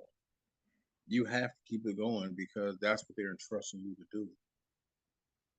So again, as a captain, I expect you, Burns, Chin, Xavier Woods, who's we signed from Minnesota, to get y'all defense and lock yourselves in a room. And y'all need to have a players only type meeting. Because after this game, this requires a players only type meeting where some feelings need to be hurt. Yeah. Somebody's feelings need to be hurt today. So the coaches, y'all excuse us. Everybody get y'all butts in this room and close the door. Somebody feeling getting hurt. I'm calling somebody out. I'm calling a bunch of y'all. I might need to call myself out. Funny thing is, Kevin was saying, I want Steve Smith and Luke Kuechly in that locker room. Oh, they ain't ready for that. They ain't ready No, for that. Do y'all really want Steve Smith? I mean, Luke Kuechly, sure, but Steve Smith and tear them new booty holes all around? somebody gonna start fighting because Smitty ain't gonna hold Smitty. That's why I love that Smitty don't hold his tongue for nobody. Do He they loves do it. they really want that brutal Steve Smith Agent 89 honesty? No, no. Whoo, man. But some of them need it. Some of them need it. That's why Steve Smith is still respected in this community because he gave it everything he had every time he stepped out on that field. Every time he stepped out on the field. So did Luke. So did TD. So did Cam. So did Jay Stu. So did Greg Olson. So did Ryan Khalil. These are guys that emphasize keep pounding. These were our glory years. Hell, even Ted Ginn and Jericho Cottrell when they were here gave us everything they had when they was on that field. And again, these were no-name receivers. We talked about last time Hmm. that left it out on the field. So why can't we get it? It's just this new generation is just different. Yep. It's different. And off topic, but it made me mad when I saw it. It made me mad when I saw it. You probably don't know what I'm talking about. Why is it that we can choreograph a snow angel in the end zone, but no penalties called? Why is it if y'all look at the replay, a player took off his helmet, was in the end zone, On the field of play, no penalty. But yet and still, DJ Moore makes the catch of his life, takes his helmet off, out of the field of play, Out of the field of play. in the back of the end zone, but gets called for a 15-yard penalty. You see the inconsistencies here? Hmm. I may have been bitter. I don't care what it is. We were getting our tail whooped. Deserved it. But if a whole team, whole defensive team, can make snow angels, and it's not even snowing, if a player can run on with his helmet off, and if you stop him freeze frame it, his helmet is clearly off in the field of play and not be called. Why is DJ Moore flagged for a call where he took his helmet off of the field of play? Why is Terry McLaurin not called for the same penalty the same week? Still on the field, took his helmet off after a play. There's a lot that has to be cleaned up with the refing for sure. That's what I'm saying. It's just something don't add up to me. So we can do a whole 5 heartbeats dance after a touchdown, and that's not excessive celebrating. But I take my helmet off, not to swing it, not to hurt nobody, because I make a hell of a catch. Hmm. I take my helmet off, and I don't care what nobody says. Anybody in that moment with that rush of emotion that's going through your body, I'm going to take my helmet off too. Exactly. Because I mean, let's keep it real. How many times do we see miracle plays like that? Like, folks need to be realistic. Like, how many times do we really see that happen? Okay, aside from the DJ more, helmet off penalty, is it a stupid rule? Yes. But how often do we see plays like that happen? Not very often, my brother. Not very often. I was just like, and I remember talking to you about it when it happened. I was like, yo, the cardiac, I remember the cardiac cat days. Oh yeah. But he had a 62-yard Hail Mary touchdown that hit him perfectly at the point. If y'all look at it, DJ Moore stopped running the route pretty much. He was just kind of like, then he was like, oh snap, he's throwing me the ball. Yo, it was a dime. Blip. It was a dime. Wasn't even tipped either. It was just boop. And you got to remember, he was still frustrated because he dropped the pass earlier. Right. So the football as y'all know, is a game of emotions. It's an emotional game. So his emotions was at a million after that catch, and rightfully so. We have players take their helmets off after a big hit, so we can't take our helmet off an emotional touchdown. Yeah, that's a good point. That is a good point. That's what I'm saying. You got catch. Oh, we doing this. We in the end zone. Everybody's helmets off. No penalties called. But a man takes his helmet off after scoring a touchdown. That let's just you have a better odds of winning a Powerball Hmm. than making that catch and making it throw. So like, come on, man. And that's what I'm saying. I'm looking at that's what I said. At that moment, I was bitter. Yeah, They sitting and understandable. doing snow angels. Then I see the player run on the field with no helmet on. Where's the flag here? Where's the laundry? No laundry. No laundry. It was okay. We can just do the remember the Titans dance as a team. Everybody's coming from the sideline. I love this. Whew. Hi, we doing another little dance. Cool. Yeah. Keep it consistent. Yeah, Keep it exactly. consistent. And they don't. And that's the part that's frustrating. But short week, Hmm. and we just like we have to come back on fire. Like we cannot settle for less than coming back on fire. You It's got to it's come. it's not going to cut it. It's a must. It is a literal must. S- You can't do this as an organization as a team and not put your heart back into it. Like it's something about when you get beat and you get beat this bad, some in you has to piss you off. Don't say nah, not again. That's what I said. They need to have a closed door players only meeting. Like they should be happening now. We're not getting on this plane until after this meeting. I don't care how tired you are. Close the door because that's embarrassing. I'm not flying home with my family after getting embarrassed by 35 points and then a grown man score 5 touchdowns on me in the snow. No. And Y'all sitting here taking a shower. Close these door. Wasn't there this hotel like we got a conference room? hey, got to do what they got to do. Get it in their heads, get it in their hearts. So, final thoughts as we lead into preparation for Atlanta Thursday. I'll start off by saying this. Y'all better come on fire. Ben McAdoo, open the playbook.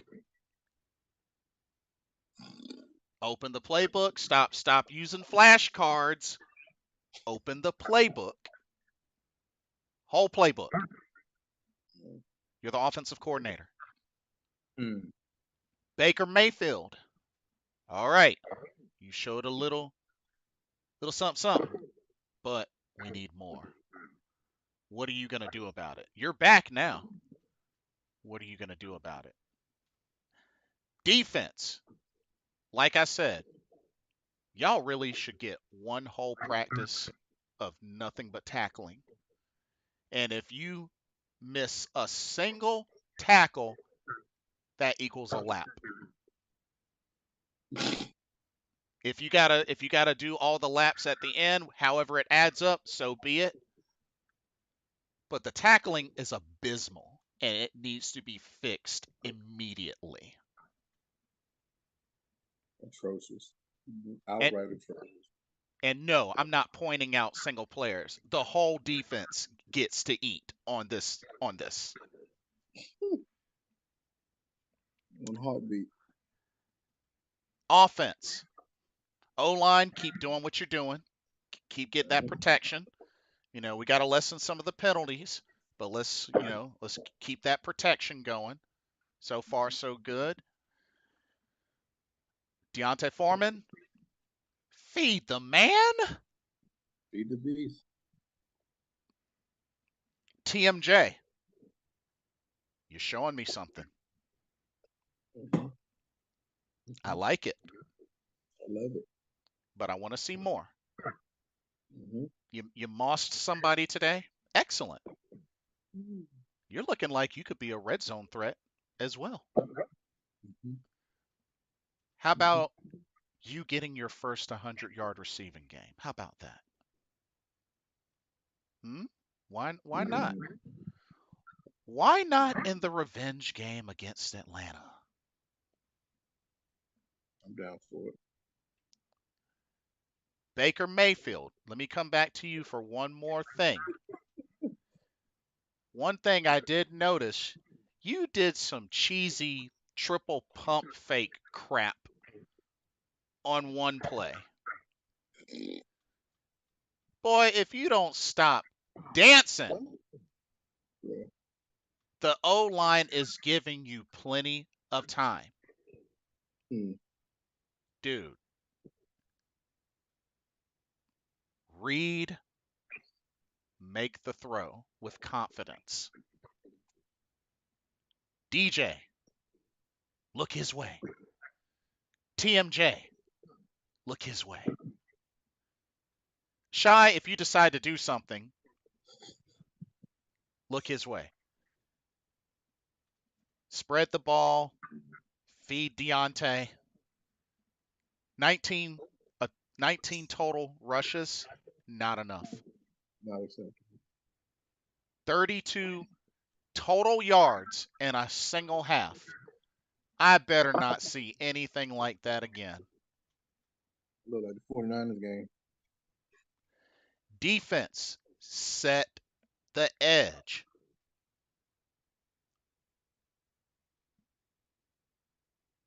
Please. CJ Henderson, if you're not benched. Dude, show us something positive. I'm at that point. Show us something positive. Okay, you had the 153-yard interception in overtime. That is legit all you have done ever. I mean, did he even do anything in Jacksonville? Not that I know of. So this Not is what. pretty much the only positive thing he's done in his entire NFL career. Is that all you got, CJ? They say no. Steve Wilkes, get on these guys. Get on these guys. Hmm. Shaq, you are not Mike Minter. Hit and rap. Now, if you want to start having dreams about Luke Kuechly and Thomas Davis, if you want to meet with those two, just you and them, so be it. But you have no business dropping in production. You played in a Super Bowl with two of the best linebackers to have ever played for the Carolina Panthers. Enough with the talk. Let's get to work while you still have a chance to save your job. The floor is yours, my friend. Yeah. Well, thank you, good sir, and all valid points. And to that last point, you also played Shaq Thompson within a Hall of Fame defensive end by the name of Julius Red Hot Chili Peppers for a short period of time. Mm-hmm. Peace on that. So to this point, I'm gonna make mine brief and short because you covered so many valid points, good sir. Alrighty. I'm gonna quote the movie again. Remember the Titans. When my brother said, "Show me some heart," show me some heart. That's my message, plain and simple. Show heart. I don't care about being drugged. But if I'm gonna get drugged, I'm gonna show some heart in that drugging. You're gonna have to literally drag. You're gonna have to just drive me to the ground to the point where I can't move anymore. So I challenge you, Carolina Panthers, to come out Thursday with some heart. Show us the keep pounding spirit that made us love this team for 20 something years. Been a fan since the inauguration. Yes, sir.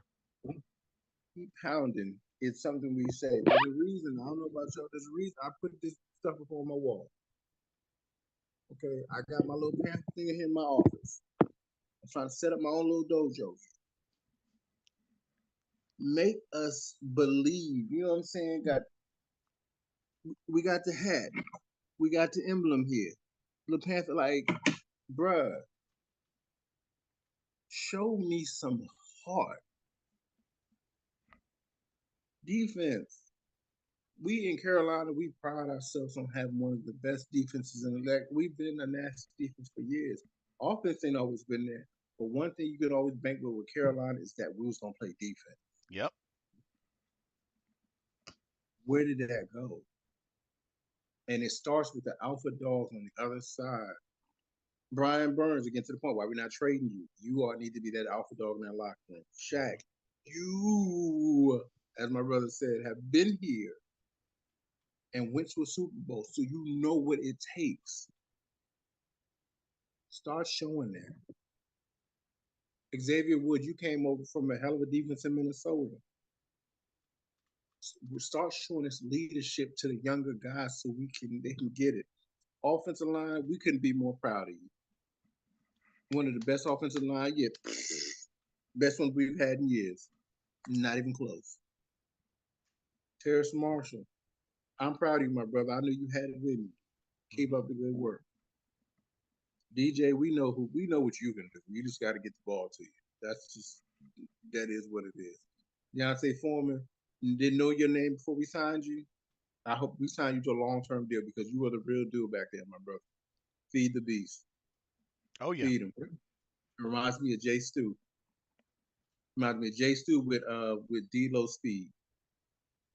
Chuba Hubbard. I hope you come back because y'all two make a nice 1-2 punch. Mm-hmm. So I have no qualms with that. Baker Mayfield, I have a feeling you're going to be starting Thursday. I need you to be the Baker Mayfield that came out when y'all played Baylor. Whoever y'all's playing said, "You must have forgot who Daddy is." Mm, And when they didn't want to shake your hand, you sitting there clapping up. I need that Baker Mayfield. I need the angry, competitive Baker Mayfield.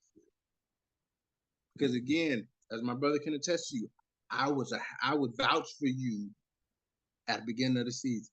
mm-hmm. I vouch for you. Be the Baker Mayfield that's clapping your hands. You forgot who Daddy. I need you to show that moxie, but with production. Yes. Because you can talk it all. I tell my son, you can talk it all day, but if you can't back it up, don't talk to me. Right. Because I'm not buying the hype. You, as I tell folks, and you can tell I'm from the South. You can't sell me horse manure and call it sugar. I mean, you can't sell me shit and call it sugar. Mm-hmm. You can't. Show me the sugar. Ben McAdoo. I swear to God, you better not be pulling the 49ers game plan on us again. Because if you keep throwing screens all day, I feel like throwing something at my television. Open up the playbook. Run the ball. We don't have that quarterback to sling it around the field. We don't have a Joe Burrow. Because you know what today showed us? There's a difference between having a franchise quarterback and having a band-aid quarterback. Mm-hmm. Joe Burrow is a franchise quarterback. PJ, Baker, Sam, not franchise quarterback. And you want to know why? Because they're not the original team that drafted them. Franchise quarterbacks move when they want to move. Tom Facts. Brady, franchise quarterback, left on his terms. Yep. Peyton Manning, franchise quarterback, left on his terms. Aaron Rodgers is still with Green Bay for a reason. Russell Wilson was a franchise quarterback, left on his terms. Mm-hmm. Drew Brees, franchise quarterback, stayed with the Saints for a long time. When you're a franchise quarterback, you get to pick your destinations. Yes, you do. Baker Mayfield, you didn't pick this destination. Sam Darnold, you didn't pick this destination. PJ Walker, you didn't pick this destination. We don't have a franchise quarterback. That other team on the other side of the field that was beating us up and down the field, they had a franchise quarterback Yep. that was without his best weapon. And that is what happens when you have a franchise guy running your team, quarterback, the coach can kind of just, but we don't have that. But to that point, I think we'll be fine Thursday. I think these boys will come out and show some heart. And to that, keep pounding, man. And it's like we're 2 games out of first in the division. I can't even say that, I emphasize that anymore. As sad as it is, a win Sunday puts us a game out of the division lead. Mm-hmm. And we still have mad division games to go. I think we played, did we play the five? We played the Falcons once. We beat the Saints. We beat the Buccaneers. Mm-hmm. So we're 2-1 in the division. Correct. You can still win the division. So come out with some heart and keep pounding. Keep pounding, indeed. And the only thing I will leave with Carolina Panthers, I dare y'all to lose to the Falcons.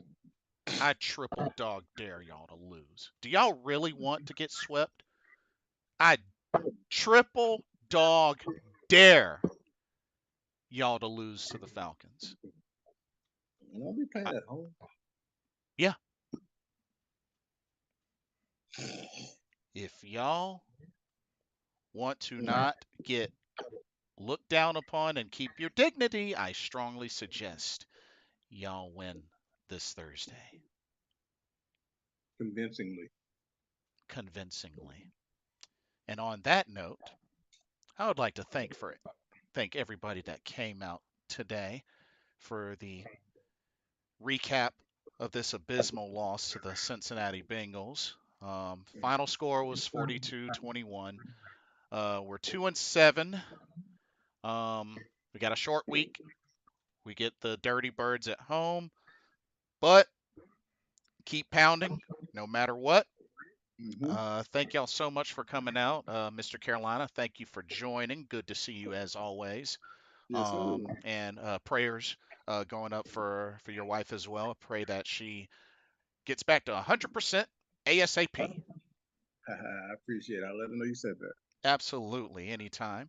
Um, for the Carolina Panthers podcast slash Bleeding Carolina Blue podcast, Yes, sir. we are your hosts, Blitzball champ Jason Ingram, and It's your boy, Mr. Carolina, man. Holla at me. indeed, we will see y'all in the next stream, Lord willing. Keep Mm-hmm. pounding. God bless and take care. Peace.